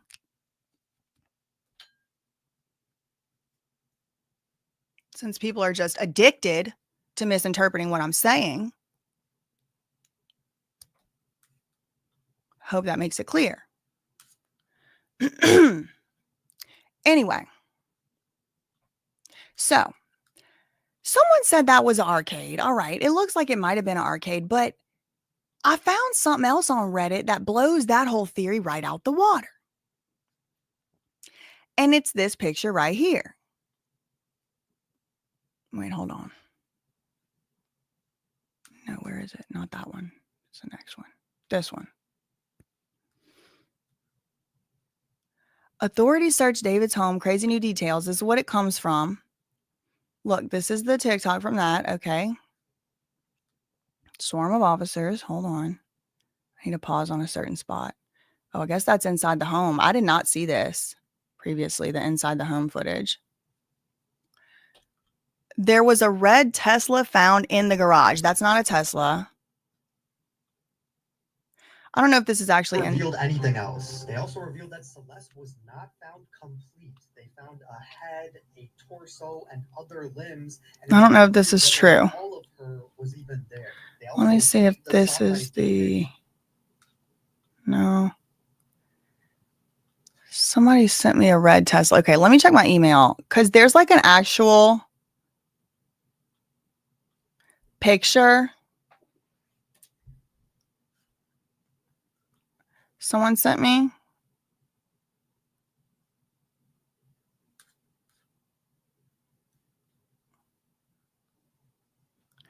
Well, also, like, I mean, again, like, I'm not one to be like, oh, I know because of secondhand experience. But like, if y'all remember, I'm engaged to somebody that was born in India. He came over here as a child. He might have told me a thing or two about that experience. His mama, the reason I speak Punjabi at all, she still don't speak English too much. Now, I think that's kind of like, I think she actually speaks English. She understands what we're saying, but she don't speak English. You know what I mean? Like, I'm not just pulling this stuff out of the thin air. All right.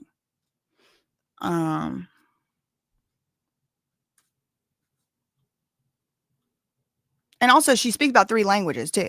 Just English ain't really one of them. Hanji. Let me look at my emails, because somebody sent me a picture of this Tesla and I wanted to show it to y'all because it kind of throws a wrench in this whole thing.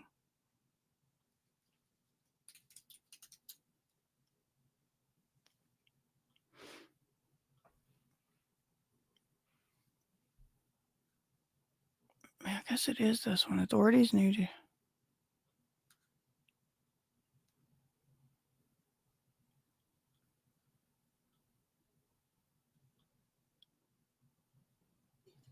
And people are saying this is obviously David's home because he's literally posted videos and TikToks from inside. I saw that red Tesla there. Found in the garage. They seized a. Okay, see that? See that? Do you see that? There is a Tesla in the garage. You mean to tell me they could have took that red Tesla out that garage and pulled that black Tesla into the garage and David didn't do that? You mean to tell me David chose to park his black Tesla down the street and around the corner in front of somebody else's driveway instead of putting it in the inside of the front trunk in his own 3-car garage? Now, maybe there was a garage, there was an arcade in there too, and 2 of the car garages was the arcade. One of the cars was a red Tesla, but something, it just that there you go, something's weird about it to me. David did not say his Tesla was stolen. Actually, it was reported that there was no wants on the vehicle, unless that just came out today. 150 yards, that's kind of far. 150 yards is kind of far.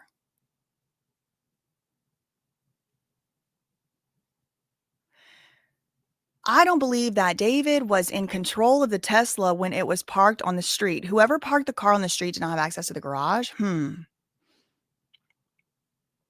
Joaquin, at what point could David seek defamation due to all the bad media he has been getting?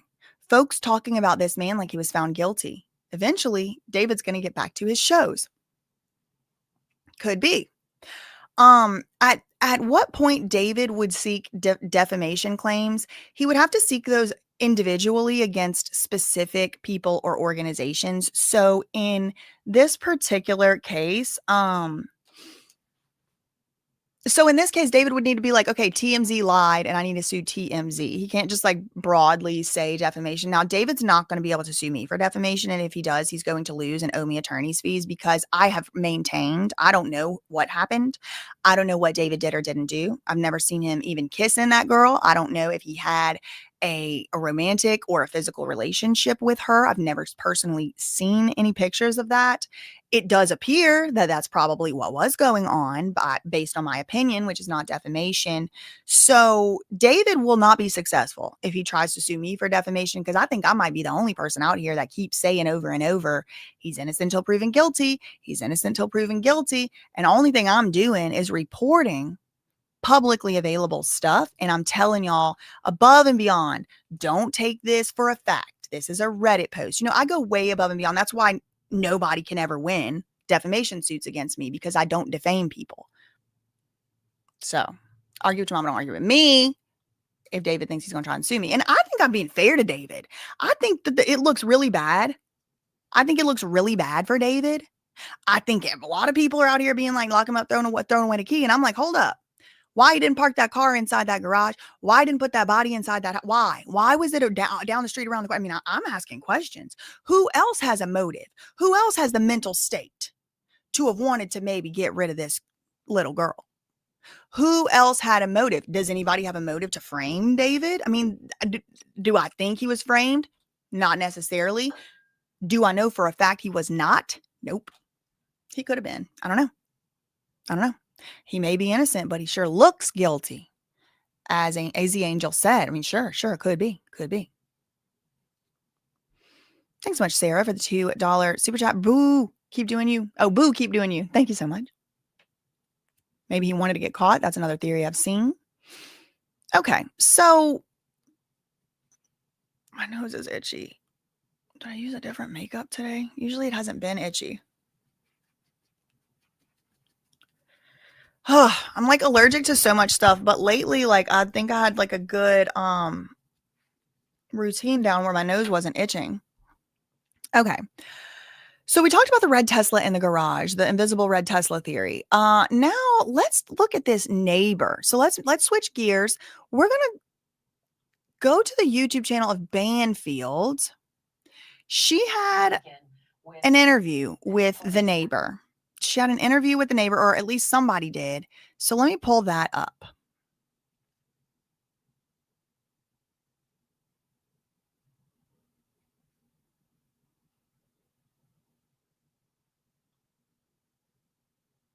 I cannot put moisturizer on top of all the makeup, girl. Okay. Let me speed this up. It's like a 9-minute long thing. I don't feel like I want to listen to the whole thing. Let's just go. To Celeste's family home in Lake Elsinore, California, 70 miles away from the Hollywood Hills, where Celeste sought refuge in David's mansion. TMZ has learned that the Riverside County Sheriff's Department responded to calls about Celeste's family or from Celeste's family about 11 times in a little over a year. Of David's Tesla. This was 23 days ago. But was Celeste on the ground in Lake Elsinore just today? Have a look. The first time I saw her, she was walking down the street early in the morning. It was during the colder months, I remember. It was just a 1 second. I was driving down the street and I saw her like big, beautiful curls. I'm like, oh, that little girl's so pretty. And then I just went on my way. But that was probably like maybe 6 months before she went missing the first time in February 2024. And then I saw her, well, I didn't see her again. I heard her again when she came through the apartments. But yeah, I didn't know she was the missing child from next door. I have lived here since February of 2023, so almost 3 years. I've never met the family. I don't know their names. I don't know how many people live there. I just know there was a lot of cars parked out usually, at least 5 cars in the driveway, most of the time, most of the days. But I don't know who the family is. My backyard peers into their backyard, and I can also see their driveway, the front yard. I've never heard or seen police officers at their house at any time. I think I would have noticed that unless it was late at night where I was asleep, but I never noticed any police activity at Celeste's home. So the video circulating with Celeste coming into the apartments being a little upset, that video was only released to pinpoint her timeline of her missing. And that's the only reason why it was released, because on September 8th, 2024, she was technically still missing. So I don't know if she's the one who released that video. She's like giving the reasons why the Ring camera video was released. She's like, that was released to pinpoint the timeline. Now, we actually haven't watched that together on my channel, and we will do that, I think today. That's on one of the links today. But yeah, so the neighbor is like, she used to would run away and she would come back. She used to would run away and she would come back and we would see her. But they said that she was, the last time that she was seen was April last year. And that's just not true, because here she is, September last year, right there on the Ring camera footage. She had just the day before turned 14 years old, and she was right there next door to her house. So she's like, she was here. So I don't know. I mean, are the parents lying? I don't know. I don't know. The video does seem sus. It's kind of weird, but anyway, okay. So I want to move to the next topic. This is going to be David's songs and things. All right. So Crashing, that's the song he did with Kali Uchis, was one of his favorite songs. Kind of sucks. Crashing has been taken off all streaming platforms. Okay, this is a song from his new album with Kali Uchis. She done took the song down, or somebody did. Somebody done took the song down. Now, this is really interesting to me because it coincides with certain things going up. You know that interlude with Celeste and David talking, that invisible string theory interlude, and they're talking about the invisible string theory, allegedly Celeste. I don't know if it's Celeste. People think it's Celeste. It does sound like her to me. I don't know. I wasn't there. It could be AI. I don't know. But in there, they're talking and all that. It's actually an interlude. It's an interlude, meaning, you know, it's like words that happen between 2 songs on an album, or, you know, a little mini song that happens between 2 songs. It's like it joins 2 songs together. It's sometimes called an interlude. Well, interlude, I think, comes from theater plays where like you would need time to change scenes. So they would, you know, have a little la la la while they were doing that. But the interlude has, you know, been talked about lately because they're talking about the invisible string theory. And guess who put up a lyric video for the interlude 4 days ago on YouTube? UMG, or David, right? But like UMG and Sony will copyright strike it now. So it's interesting they got stuff getting pulled down, but stuff's also going up. Stuff's getting copyright blocked. Stuff's getting copyright claimed, struck, etc.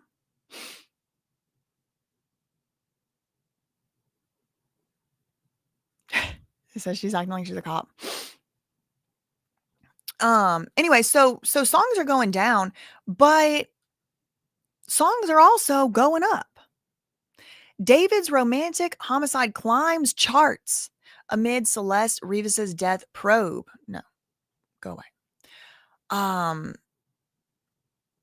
He has seen his 2022 single Romantic Homicide surge back into the Billboard Hot 100 at number 38, marking an 87% increase in unit sales this week. Interestingly, the surge has come in the backdrop of an ongoing investigation into the death of Celeste Rivas Hernandez. So just hold on real quick because look, listen, don't shoot the messenger, all right?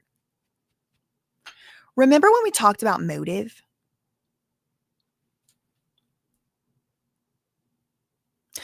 Who has a motive to frame David?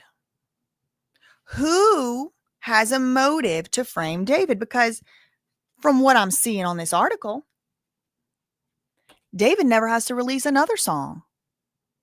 If people just keep replaying these songs over and over,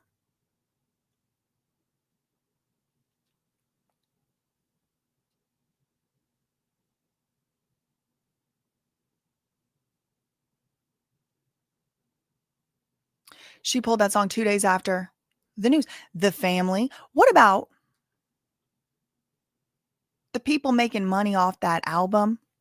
What about the people making money off of Romantic Homicide streams? David's one of them. So maybe he has a, motive. Oh, he knew that if he just, framed his own self for murmur, or if he murmured somebody, like his album sales would go up. Okay, sure. But maybe that's a little short-sighted. Does anyone have the motive to frame David, who might be making money off of his untimely demise? It's things to think about. Did anyone have any motive to frame Tory Lanez?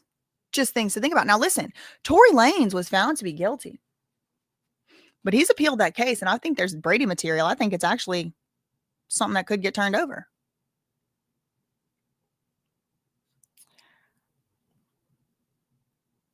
Because you know what else they did? They stopped David's album from coming out. It was supposed to come out September 19th. He had another one coming out, and he made the whole thing on his phone. Well, that would have probably been a lot of money going in his pocket for lawyer fees. I don't know. It's just things to think about. Somebody said Diddy did it. Diddy did it. It was Diddy. Diddy showed up and did it. That was a joke, by the way. I don't think that. Okay. Interestingly, this surge comes in the backdrop of an ongoing investigation into the death of Celeste Hernandez, whose body was found in David's Tesla. The song first gained popularity in 2022, has made a comeback in the charts following the news of Celeste's murmur, igniting speculative theories about the song's possible linkage to her traumatic circumstances. And guess when that song came out, everybody? Excuse me, not the song, the music video. Guess when the music video came out for that song? It was on Celeste's birthday in 2022 when she would have turned 12. Thanks so much for the $1.99 super sticker, Jenny J.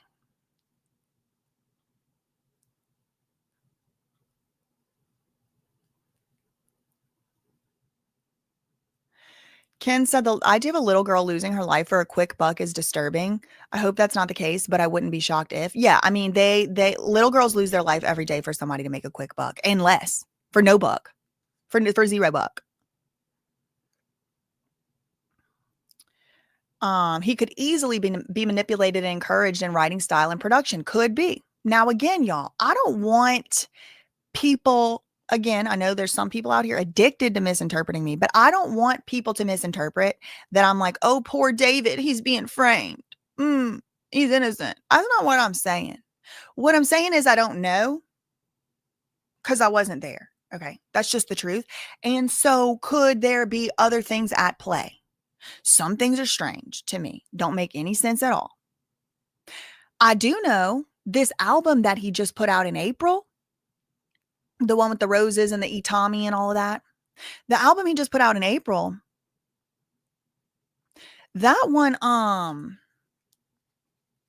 I'm sorry, I lost my train of thought because I was thinking about something else. But that album actually was the third try. Like, he had actually written 2 other full total other albums, and he actually had written like a song a day. Sometimes he was writing up to 9 songs in a day. And he was making songs, and they kept kind of telling him over there at the label, no. It took him 2.5 years to write this album. He had 2 full thought out EPs already, 2 full thought out, like, these are the beginnings of my next album, and they said no. So Actoya said he could easily be manipulated and encouraged in writing style and production. Absolutely, he totally could have. And it makes me wonder, I mean, put the tinfoil hat on. Who was in that group of people all the way back in 2017 that told David about Fortnite? He was one of the first people ever in the world to play Fortnite. Who are those adults? What in the CIA, FBI grooming hell was going on with those adults talking to kids all day online? And, did they groom David himself too? Again, kids groomed can then become groomers. That's not what I'm trying to say. Oh, he's innocent. Let him, let him walk away free. No, do the investigating. But I do know that he did get the veto on the first 2 projects of the album. So perhaps did anyone, the management, the label, anybody at all, Benny Blanco, the neighbor down the street, I don't freaking know. Did anybody have a motive to making it seem like David was the most deranged, psycho, sociopathic killer of all time? Maybe people who stood to make money off of him. Now, if you will remember David's origin story, the whole reason he started writing songs at all, he wanted to be a gamer. He wanted to be like a Kai Cenat type of thing. The reason he started writing music was because UMG kept copywriting his stuff. Why? Because copyright striking, because he was putting viral songs. He had learned how to catch the algorithm. He figured out which songs were special favorites that had caught the algorithm, and then he would use those songs in his video game compilation videos. Well, he was making a bunch of money. He figured out how to catch the algorithm. He started getting all these views, and then boom, adpocalypse. He starts getting his videos, they get blocked, they get struck. He's getting violations on his channel. He's like, oh no. So then he starts doing covers. He starts singing covers of these same viral songs as Alvin and the Chipmunk with the high pitched up voice. Those go viral. Then he starts writing his own songs. And he still puts them out in the Alvin the Chipmunk voice. Those go viral. Next thing you know, Kylie Jenner shares his sound. Boom, shadow banned. We're going to talk about this all in the David Come Up, on the Rise of David. But it's like, all these things are just weird to me. UMG is the whole reason he started writing music. UMG was copyright striking and blocking and taking his videos down. And he signs to Interscope, which is under UMG, who now decides whether or not David can put out his own music. I mean, the irony, to say the least, is chilling.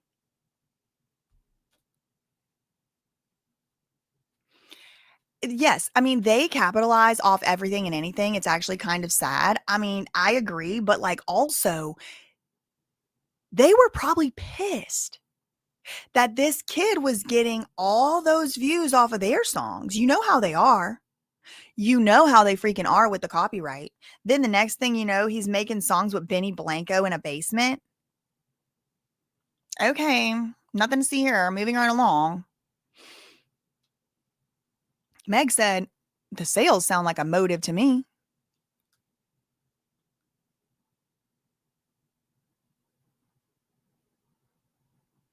JH, this is interesting. This comes from right out of my behind. But I think he could have pitted those 2 Celestes or whatever against each other so much that one ended the other. And that's just my theory. I saw some tarot readers saying that, girl. I don't know if it's true. I wasn't there. Okay, so let's go to the next thing. That was the section about, the one song got took down. The other song is climbing in the charts. Now, this is a new article from TMZ from, I think, just yesterday. Sheriff deputies called to home 11 times in a year, 3 times in one day, one time. More evidence has surfaced of Celeste's troubled home life. Riverside County Sheriff's deputies were called to her house 11 times in just 1 year. Deputies repeatedly responded to her house in Lake Elsinore, California between February 2024 and April 2025. April 2025. This year in April. That's when the album came out, by the way. The album, the Withered album, came out in April 2025. Deputies repeatedly responded to her house in Lake Elsinore, California between February 2024 and April 2025, according to police records obtained by TMZ. And get this, cops say deputies visited Celeste's house 3 times in a single day. And which day was that? It was March 19th, 2024. Guess what same day that was? This day. March 19th, 2024 was the day that she was jog run walking in the surveillance footage.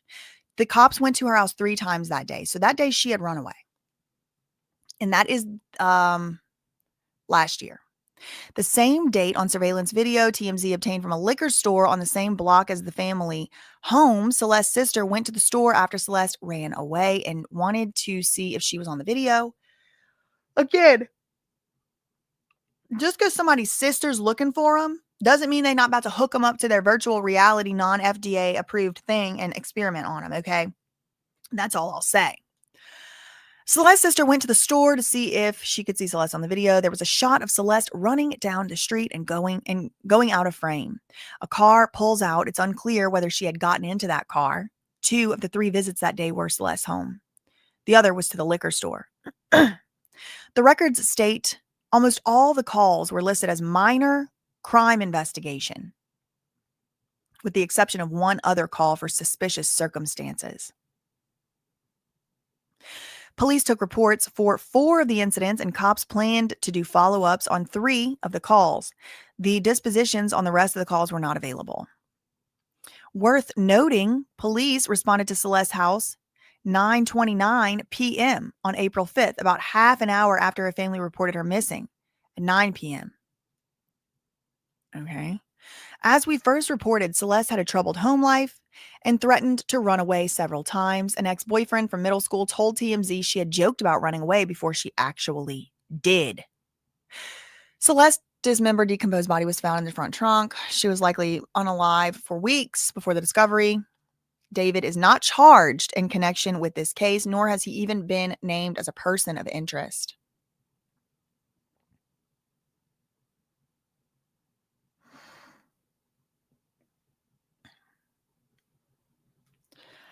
Erica said, Banfield said there's already free David merch out.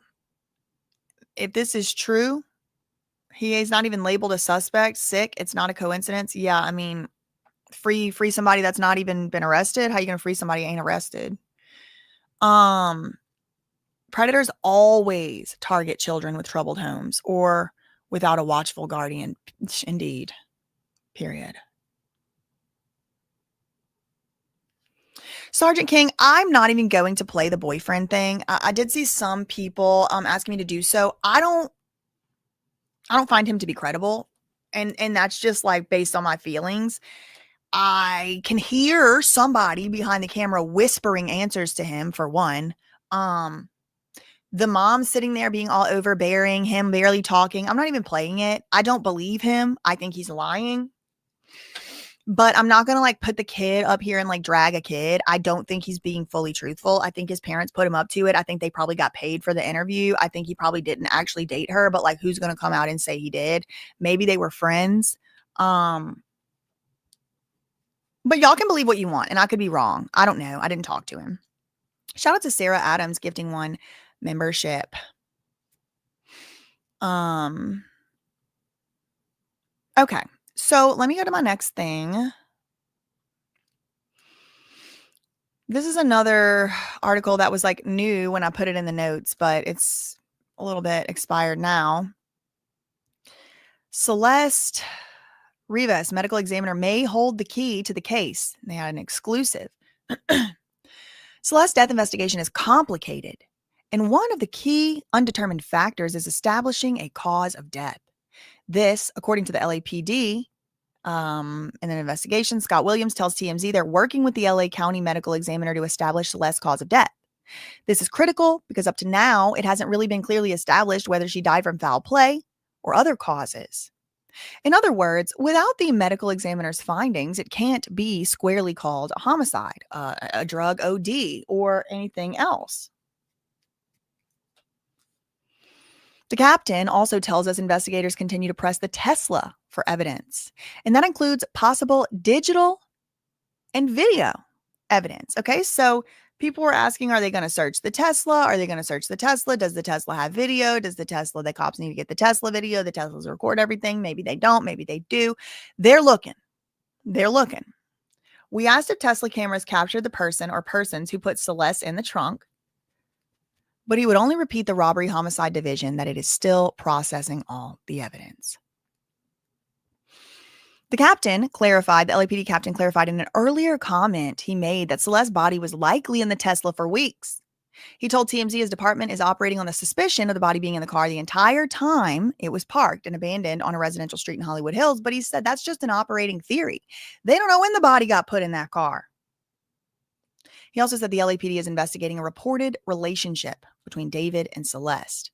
The captain made it clear that at this point, they are not pursuing a suspect or a person of interest at this stage in the investigation. Now, this article came out 3 days ago. Maybe they are now. Who knows? Okay. So, speaking of weird statues in people's houses, like that weird one in the house David was renting, there's apparently a statue of David in Houston, and maybe they shouldn't have put the thing up. Oh, it was only up for a few days or weeks. Anyway, so it was like they always deleting stuff. It was a statue of David, and he was like crying, and it was put up by Spotify, but apparently it wasn't like a... Yeah, it's bronze. Yes, it is bronze. I had a picture of it, but y'all can just probably Google it. Thanks so much, Michelle Hill, for the 149 super sticker. They were able to tell she was not pregnant. Harvey needs to be investigated. Well, I mean, I had to do an emergency live stream yesterday instead of doing this topic yesterday. I had to do an emergency live stream yesterday because, yeah, it's a bronze statue. Yeah, I'll just show it to y'all since y'all are like interested in it. But yeah, it's a bronze statue and it's of David and he's crying. But apparently it's not up anymore. It was just like a promotional thing. Okay. Here.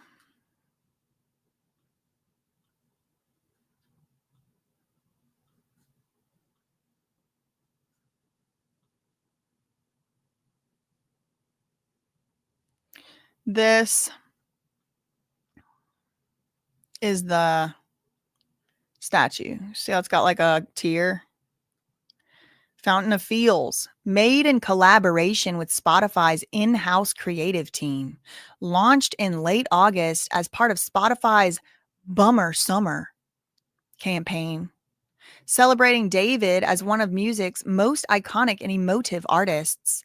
We cast a statue in bronze and tears to celebrate all the artists who put us in our feels. Like, that seems demonic. Like, I don't want a statue of an 18-year-old crying. Sorry. No, thank you. Fountain of Feels. That's what they say. Yeah. And his water's coming down out the... Sure. So emotive. Yeah. Sure. Yeah. They probably captured his soul in that statue or something, girl. Iconic. Yeah. They said it's iconic. Yeah. Yeah. Anyway, I thought that was weird. Okay. So...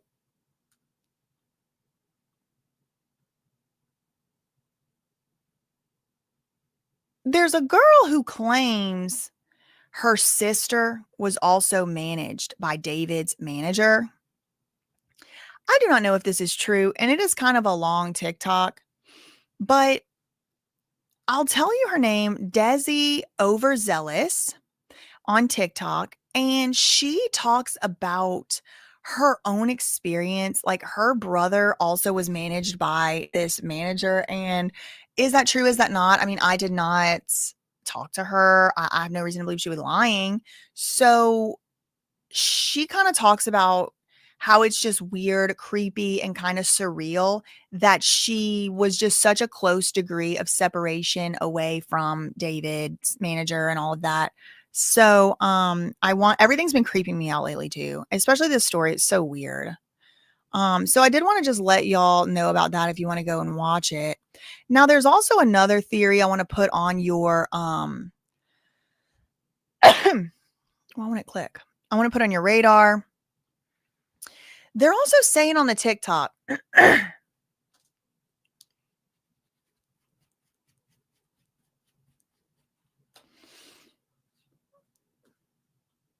they're also saying on the Reddit that there's a possible other girl who could have been Celeste, going by Celeste, or maybe this was a rival to Celeste named Yay Woohoo 7 Girl.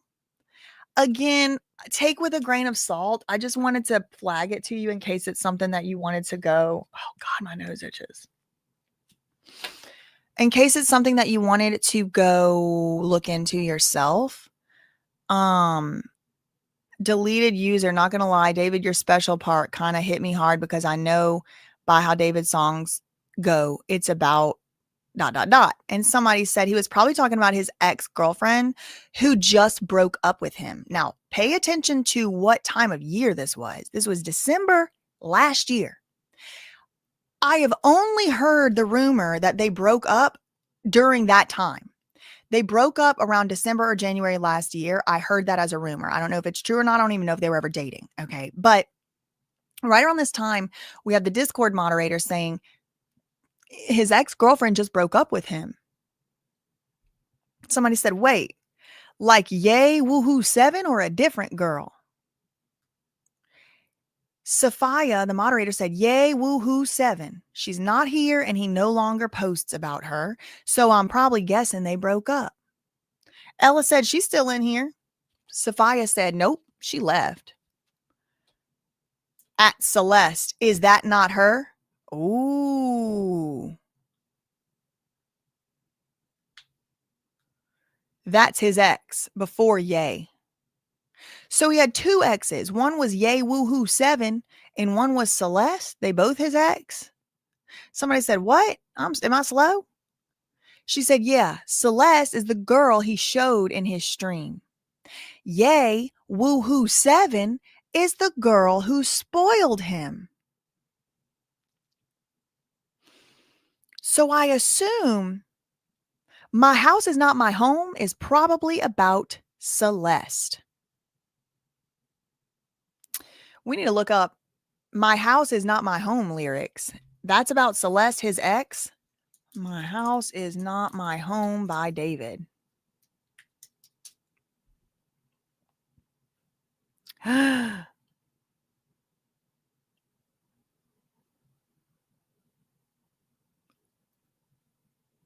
Oh my God. Okay. So why are we looking at this again?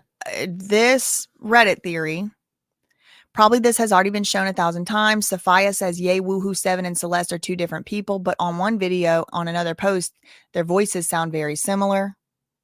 Someone said, I thought they were the same people the whole time. Yay Woo Woo was a username across multiple platforms for Celeste. This is insane if mods participated in a literal bamboozle like this. Did you find this out yourself on Discord? I don't know how to even use Discord. She said they're definitely the same person. Someone just posted a recorded voice, the Yay Woohoo, and it is Celeste's voice. So they're trying to figure out who is this Yay Woohoo 7 person or whatever, right? But in the meantime, I came across this comment from a mod saying Celeste is the girl he used to show in the streams. This is December last year. This is just like less than a year ago. Yay Woohoo 7 is the girl who spoiled him. Maybe it was 2 personalities. She had an alter ego too. I assume My House Is Not My Home is probably about Celeste. So here's the lyrics to that song that the mod thinks is about Celeste before any of this hit the fan. Here's the lyrics. Hello. I am at your door again. And you should say your mama's door. I just needed a friend, but now I share a bed with you. Am I dumb? Yes. to succumb to the noise. I'm not a little boy no more. Even though he hadn't aged in 5 years, from 13 to 18. He's not a little boy anymore. I've made my stupid choices too. Tell my mother that I'm sorry. Tell my father just the same. Tell my sister that her brother might as well have gone insane. Is there space for me in Houston? 'Cause it's spacious in LA, where the grass is always greener and the world can scream my name. But you never really cared about the way that everything turned out. You didn't want to fall in love. You're looking out for yourself now. Somebody need to look out for, my God. It's starting to piss me off. Rawr, rawr. Starting to piss him off. He pissed. Humph, humph.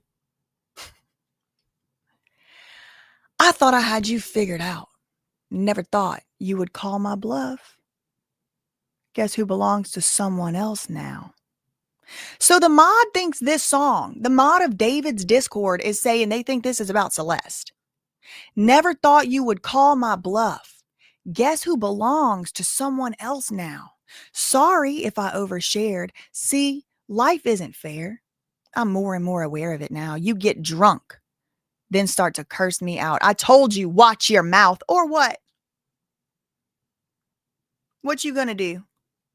Or what? This is exactly what my mother would warn me about. Yeah, demons that have infected and possessed you. Infested. But baby, you can call me when it's over. I talked to your therapist. He said you were getting sober. Abusive. Abusive. You talk to somebody's therapist about if they're getting sober? What the hell? There's only so many heads that can rest on this shoulder. Well, forget about the song earlier. He was polyamorous again. But I think yours was the best for me to cry over. You never really cared about the way everything turned out. You didn't want to fall in love. You were looking out for yourself. Now it's starting to piss me off. I thought I had you figured out. I never thought you would call my bluff. Guess who belongs to someone else now? She turned 14 and got another boyfriend, girl. If this is about her, as the mod said in the Discord. The house we call our house has fallen to pieces on its own. I know that you're better off alone, babe. I could fix you, but I won't. The house we called our home has fallen to pieces on its own. Am I dumb? Yes. So here's a picture of them together. Okay, so this is a post. We're still in the Yay Woohoo 7. Yay Woohoo 7 posted this to TikTok and said, I love you, babe. And it's got David and he's got the pink. He's got the pink phone and got a little alien here. They got in and out. They eating. Is it Celeste? I don't know. They got an alien emoji on there. Let me see Yay Woohoo 7's voice. They have a recording of her voice they were talking about. Thank you. You're going to hear two voices. One of them sounds like, German or Swedish or something. And then one of them is the quieter voice. That's the Yay Woohoo 7 voice. Who people are saying is Celeste. Some people are saying is not Celeste. Now, just to be clear, I wouldn't be surprised to find out David is every single one of the mods as a different alter. He's dissociating into different personalities and being different. I wouldn't be surprised to find that out, just so we're clear. I don't know who these mods are. Oh, thank you. Oh, do Domingo.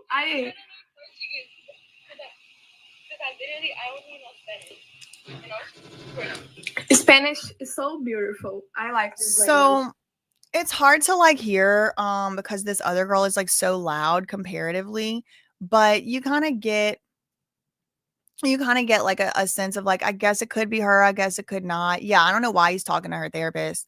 I'm every single day I start to understand more and more and more and more why Britney Spears said, I don't even believe in therapy. I believe in taking your problems to God.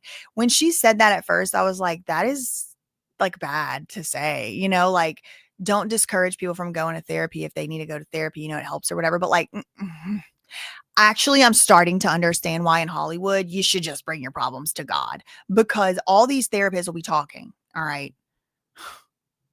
Seems like the mods know way more about David. Yup.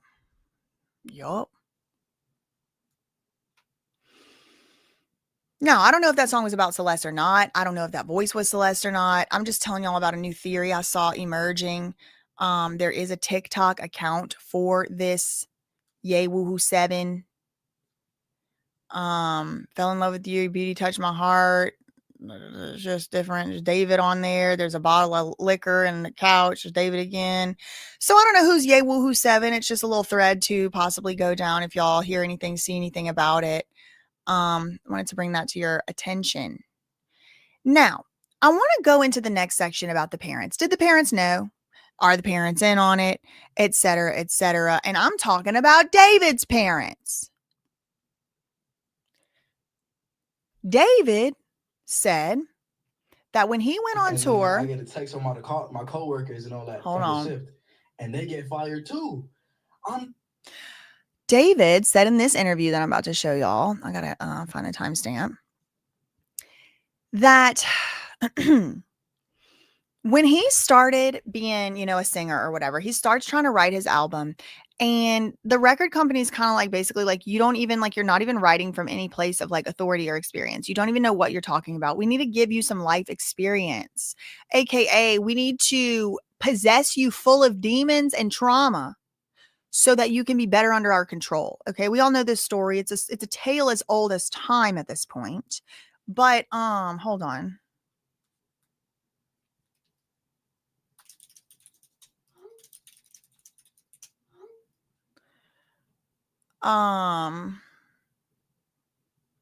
Wait, somebody done killed me. Oh, SZA. Okay, right. That's what I was talking about. Okay, shout out to you.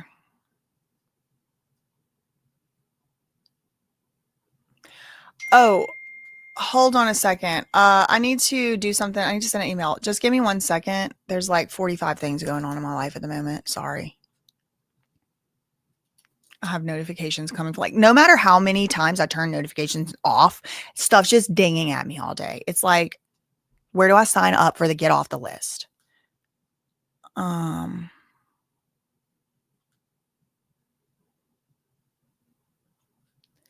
Hold on, I gotta send something.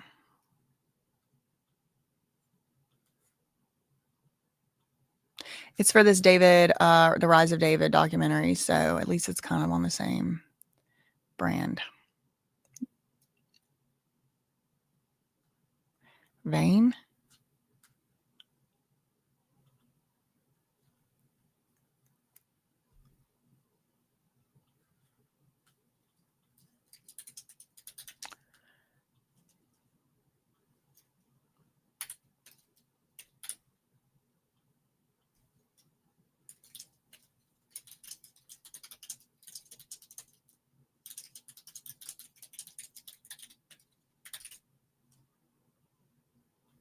All right.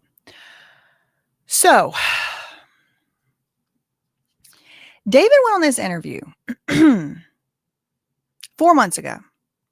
And he's talking about how, you know, we talked about it already. He was homeschooled and all that. He didn't have a lot of life experience. They're like, you need more life experience. That first little stupid album he wrote, that was dumb. We need a different one. So nope, that one's stupid too. The second one, dumb too. We need a different one. So they basically send him to SZA flavor camp. Okay. I mean, they didn't call it that, but it's basically, that's what it sounds like to me. They sent him on tour with SZA. And he says it himself. And he says something that really did spark my interest. He said that his parents are so involved that when he was on tour in 2023 with SZA, his parents and his whole family went on tour to every single tour stop and every single location. Now, this would have been years after it already had started being speculated that he was messing with a 13. At the time, she would have been 12 or 13. I mean, I don't care who's a witch, who's not a witch, because a witch can't freaking hurt me. So if somebody wants to be a witch, they could be a witch because they can't do nothing to hurt me. Not one thing. Nobody can't do nothing to hurt me except the one true God. So ever around and find out if you want to, but it's coming back to you times 10. Anyway, that's my question, Monty. No. KKK. Just to be very clear, I am not talking about David's tour. David opened up for SZA on tour years ago. On that tour, where he was just merely an opener, his whole family went with him. Now, was it because he was, 17 or whatever? I don't know. Did his mama know he was messing with 12-year-olds? Would his mama maybe have rathered he be messing with a 13-year-old than getting turned out by a 25-year-old? I don't know. Let me let y'all hear what he has to say. Okay. I have the timestamp here. Let me see. Like around the 22-minute mark here. I'm going to speed it up to 1.5 times the speed because like all this stuff gets claimed and blocked. And all right, 22, around the 22-minute mark.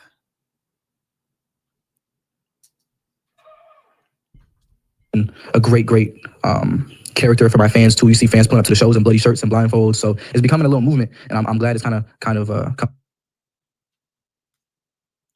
So he's talking about Tommy, his alter ego that he's now killed off. Tommy's died.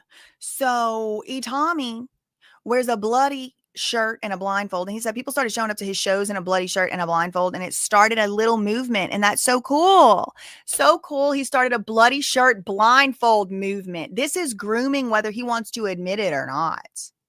Kids that wasn't wearing bloody shirts and blindfolds are now showing up as a movement. And the whole character's persona is a cult leading murderer. You should have kept it to yourself. You should have kept it inside, unspoken in your imagination, because this is horrifying. Wishing, because I've had that idea for a really long time, and it's kind of beautiful to see it kind of come to life. So yeah, this is a mini documentary on my family. I'm very proud in the fact that David's music helps people look beyond what they're going through and helps them to overcome what issues that they're having.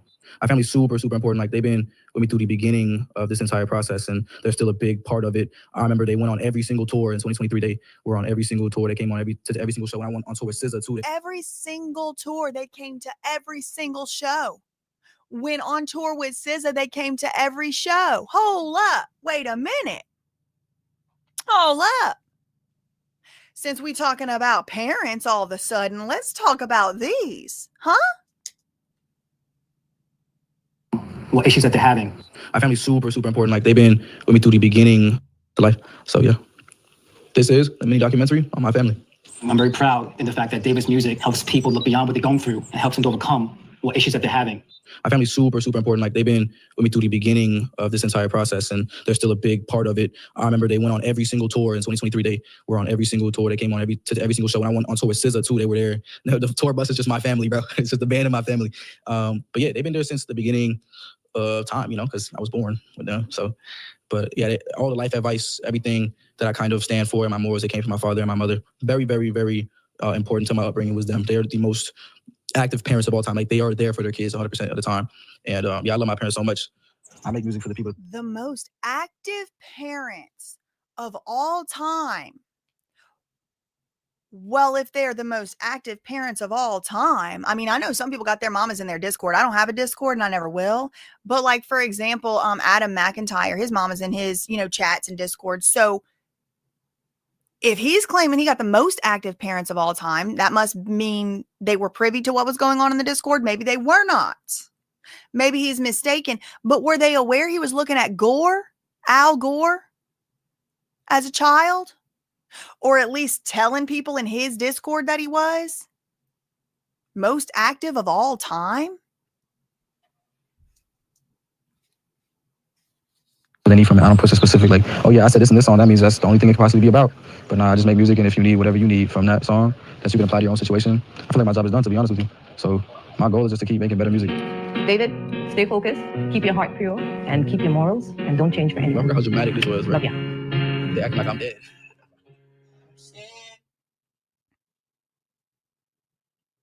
David, keep your morals and don't change for anybody. Keep a pure heart. The parents were on the tour with SZA. So while he was out there, you remember when they sent little Usher to Flavor Camp? They sent Justin Bieber to Flavor Camp.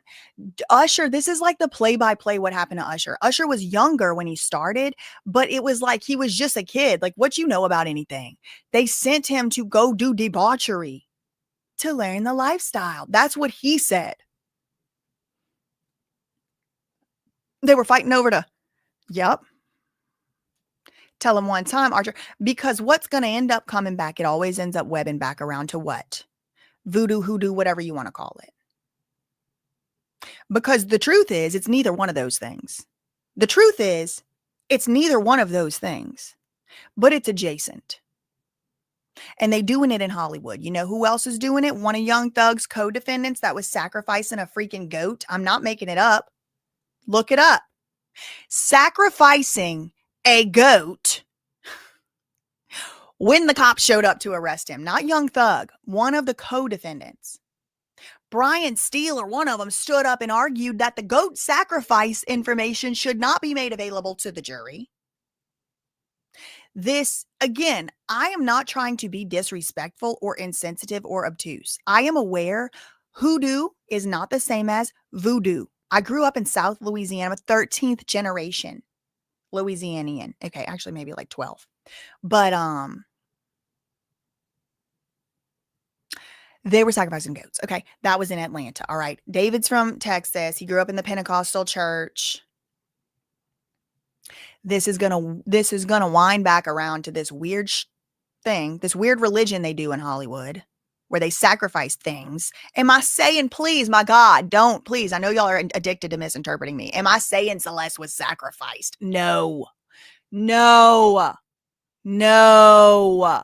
What I'm saying is there's some weird shit afoot. People know about it and they're covering up.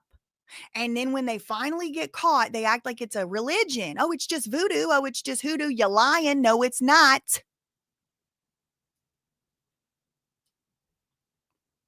It's messing people up.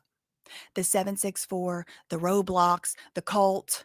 You know, their catchphrase is no lives matter. No lives matter is this death cult's catchphrase. And the way they get kids into it is from Fortnite, from Roblox, from Discord. They show them this horrendous and horrible material. Some of it including people no longer living, some of it including children, some of it including animals, and some of it including all three in sexual positions, and showing it to kids, telling them, cut your hamster's head off or I'm going to share your image. Like literally the most, I'm telling y'all, you cannot imagine it, how disgusting. And they're showing it to little innocent baby children. I would be shocked if that didn't happen to David as a child with his most involved parents on earth. I'm not saying people who grew up in Hollywood did this. I'm saying capital H Hollywood is infested with people who do it. I don't know about just people who happen to live there. That's not what I'm saying. That's not what I'm saying. Okay. So I think maybe the parents might have seen. If Celeste was around, he was on every single show. Every single show at the SZA, they were at every show on his tours.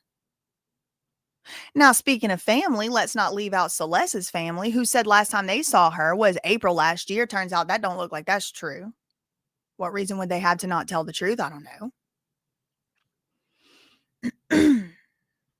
Here's a picture of Celeste. Somebody's graduating. Congratulations to them. More proof that Celeste was around family while, quote, missing. This post was in late August last year. So about a year ago. Did the family ever call to report she was no longer missing?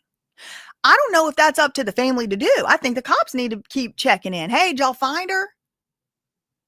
I don't know how it works. But there she sure is right there. These two are like my only sisters. And it's Celeste and some other little girl. They graduated. Now, Celeste never got the chance to graduate. She died when she's 14. I think I was in 9th grade at 14.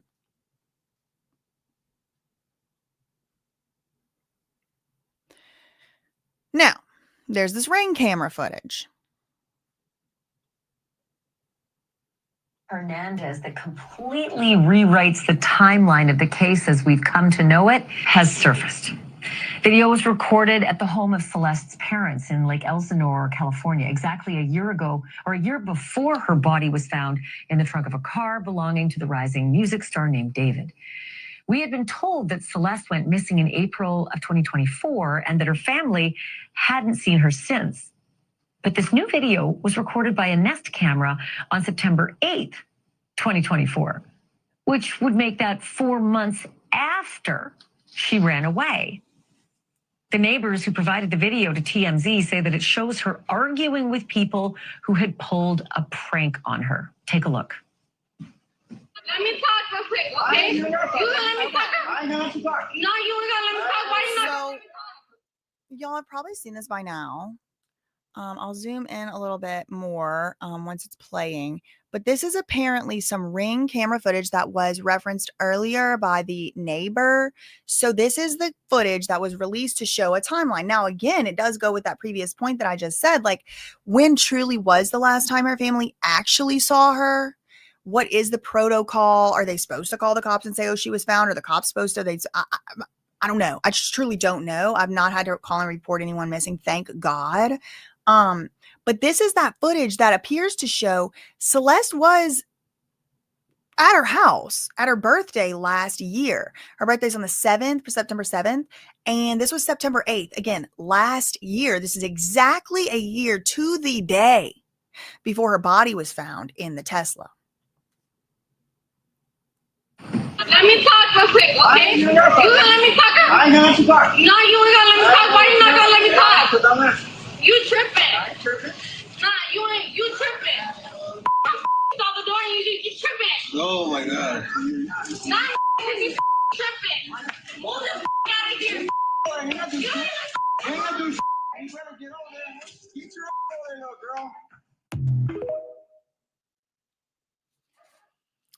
So according to Banfield in that same clip, or in the extended version of that clip, Celeste had thought that those neighbors had pranked her, threw something over there over the fence or something. I don't really remember exactly what it was, but she went over there and they kind of got into that tussle, and they're like, you're like a little girl. Like, we're not getting into a fight with you. Now, the extended clip of it, very interesting to me, and also just brings me back to, like, who else had a motive? Who else could have done it? Who else had an opportunity? Could have been David. Okay. I'm open to that. But I like to think, what's the likelihood it's David, even if it's 99%? What about that 1%? Let's talk about it. Let's think about it. So in an extended version of that clip, or it might have even been in that clip particularly itself, but they had it beeped out. My cat just ran out the room. Somebody said, yeah, all the beeps. But she says, she goes over there and she's like, don't play with me or whatever. And they're like, you're a little girl, please leave me alone. And she was using, it appeared like, colloquially, a certain word that starts with the letter N, like referring to the neighbor as this word. And he says, I'm not, and then insert the word. He said, I'm from South, what do you say? I'm South Central or something like that. Like, basically, like, stop calling me that word because you're implying that I am a race or ethnicity or whatever that I am not. Now, definitely not a joke or a comment I would personally make, but I don't live over there. I'm not them. I'm not, in this situation. I'm not endorsing him saying it. I'm not endorsing her using the word. I'm just reporting on ding dong ditch. Yes. Thank you. I'm just reporting on what they're saying. Okay. What I heard them say. Archer said, my dogs bark at those beeps.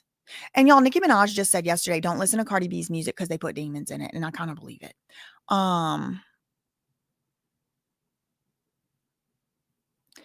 Okay, Melissa, thank you. Melissa said it actually was already found out that the Woohoo 7 girl was the same owner. It was Celeste. Someone did a user data deep dive. So that means the mods were either lying and covering up for David,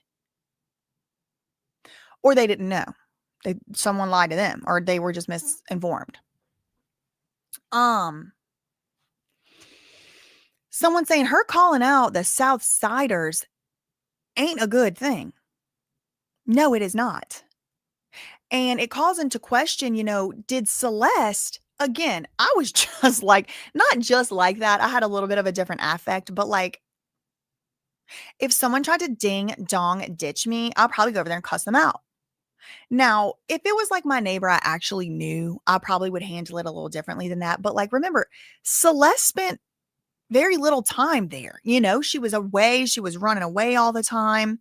So I don't know if she knew them or not, but she was like, don't ding dong ditch us or whatever. And, the next day, apparently, according to Banfield, the next day, Celeste's dad went over to that neighbor's house, or excuse me, opposite, the other way. That neighbor we just saw went over to Celeste's house and talked to the dad. And I think that's appropriate. Like, hey, I got into like a fight with your daughter last night. It was like, we were just joking. It was like, haha, Kiki. She was funny, whatever. Remember, this happened the day after her birthday. She just turned 14 a day before. But like, she was like, don't mess with me. Don't do this. Don't mess with me. Don't mess with me. They talking about South Siders or South Centrals or something. It seemed to me like things to think about. I didn't slander her. First of all, I'll say whatever the fuck I want about anybody, including you and your mama and Cardi B and everybody else. Okay, first of all. So in case there's any confusion, I will say whatever I want about anyone, including the president. Okay, I will say anything I want about anybody. Okay, so that being said, I'm not slandering her. I didn't even go to her page. All right, I'm not slandering her. I didn't even go to her page. I've actually gone very far out of my way not to slander her. So I've said it before. I'll say it again. Don't accuse me of something you don't want to see. That's what I'll say. Don't accuse me of something unless you're ready to see it. Anyway, they all degenerates anyway. If you're really asking me, they're all degenerated. All of them. Any woman who's old enough, grown enough to got kids, husbands now plural, multiple baby daddies, and they still busting it wide open, knowing they got kids that are going to be looking at that stuff on a stage, bouncing the BBLs all over my living room. They're all degenerated. Okay. Now, I don't know if that's slander. It's got to be false for it to be slander. Anyway, okay. So she was there, ring camera footage, and then the neighbor speaking out, which we did watch. Let me see if that's the same one. This Banfield, poor thing, they need to send her off for some rest. Whatever's got a hold of Nancy Grace done got a hold of Banfield. Okay. So here's the article. Celeste's neighbors speak out after body found in David's car. Banfield producers visited the neighborhood in California where Celeste lived before she was reported missing and found unalive inside David's car. Neighbors say she was a sweet girl and that her parents haven't been seen at the family home since Celeste's identity was identified.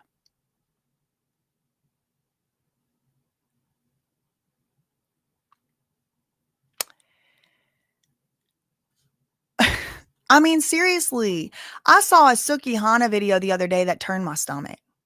It's like, first of all, can we just get anything else? Can we get anything else besides BBL on the top of somebody else's car driving through somebody else's neighborhood? Anything else? I'm begging you.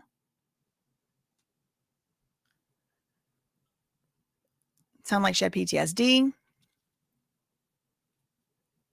She was still a baby. Melissa said, I think The House Is Not a Home is actually a song written from Celeste's perspective. He does talk about like jumping into people's minds to write songs as them. He does talk about that. Thank you, that B word, becoming a member. Thank you, Sour Girl, for the $4.99 super chat. You're awesome. Thank you so much. Thank you, Super Cyan Snack, for the $1.99. All of a sudden, they have this footage of her. Indeed. Isn't that interesting? I mean, I also think TMZ pays for footage, so maybe it's that.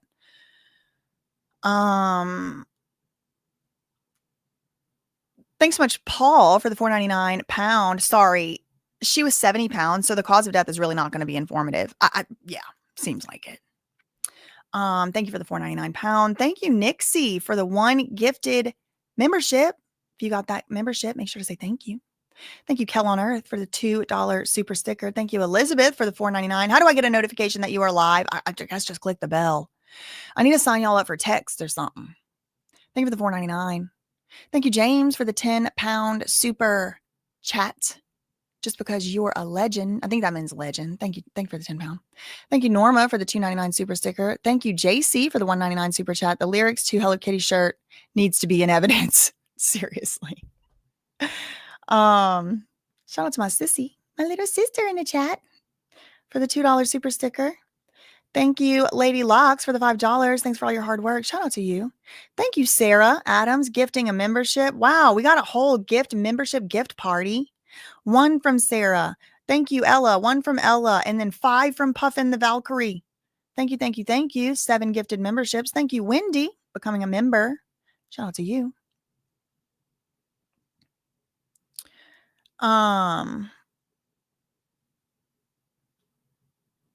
Business law midterm today. Going back to school as a 33-year-old. BJ, you the best. You inspire me. Love you. Shout out to you, girl. I am so glad I don't have to take a midterm today. Oof.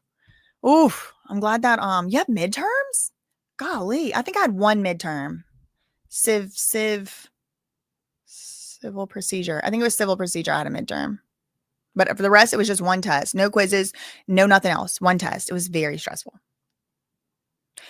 Sometimes you have to unsubscribe and then resubscribe to get the notifications and make sure you're still subscribed. Yep, make sure you're still subscribed, everybody. Make sure you're still subscribed. Meg is saying thank you for the membership. Okay, y'all, I'm already on here longer than I wanted to be today because I still have 2 more lives to make. So I'll see y'all for the next one. It may end up being the Diddy one, or it may end up being the point and shoot one where No Jumper may have gotten busted trying to silence a YouTuber/op. I was going to do that video last night, but it ended up being where it didn't export and stuff like that. So I'm going to try to come back with that one next. If I don't come with that one next, maybe I'll do the Diddy one. Maybe I'll save the Diddy one for tomorrow. Like I said, it's already been like way longer than I wanted it to be on this live, or like greater part of 3 hours now. But I'll see y'all soon. Nevertheless, make sure the notifications are on and just come back through from time to time, because even if you have your notifications on, sometimes they just stop giving them to you if I'm live all the time, which is understandable. So see y'all then. In the meantime, facts ain't defamation, neither are opinions. Love you, mean it. Okay, bye.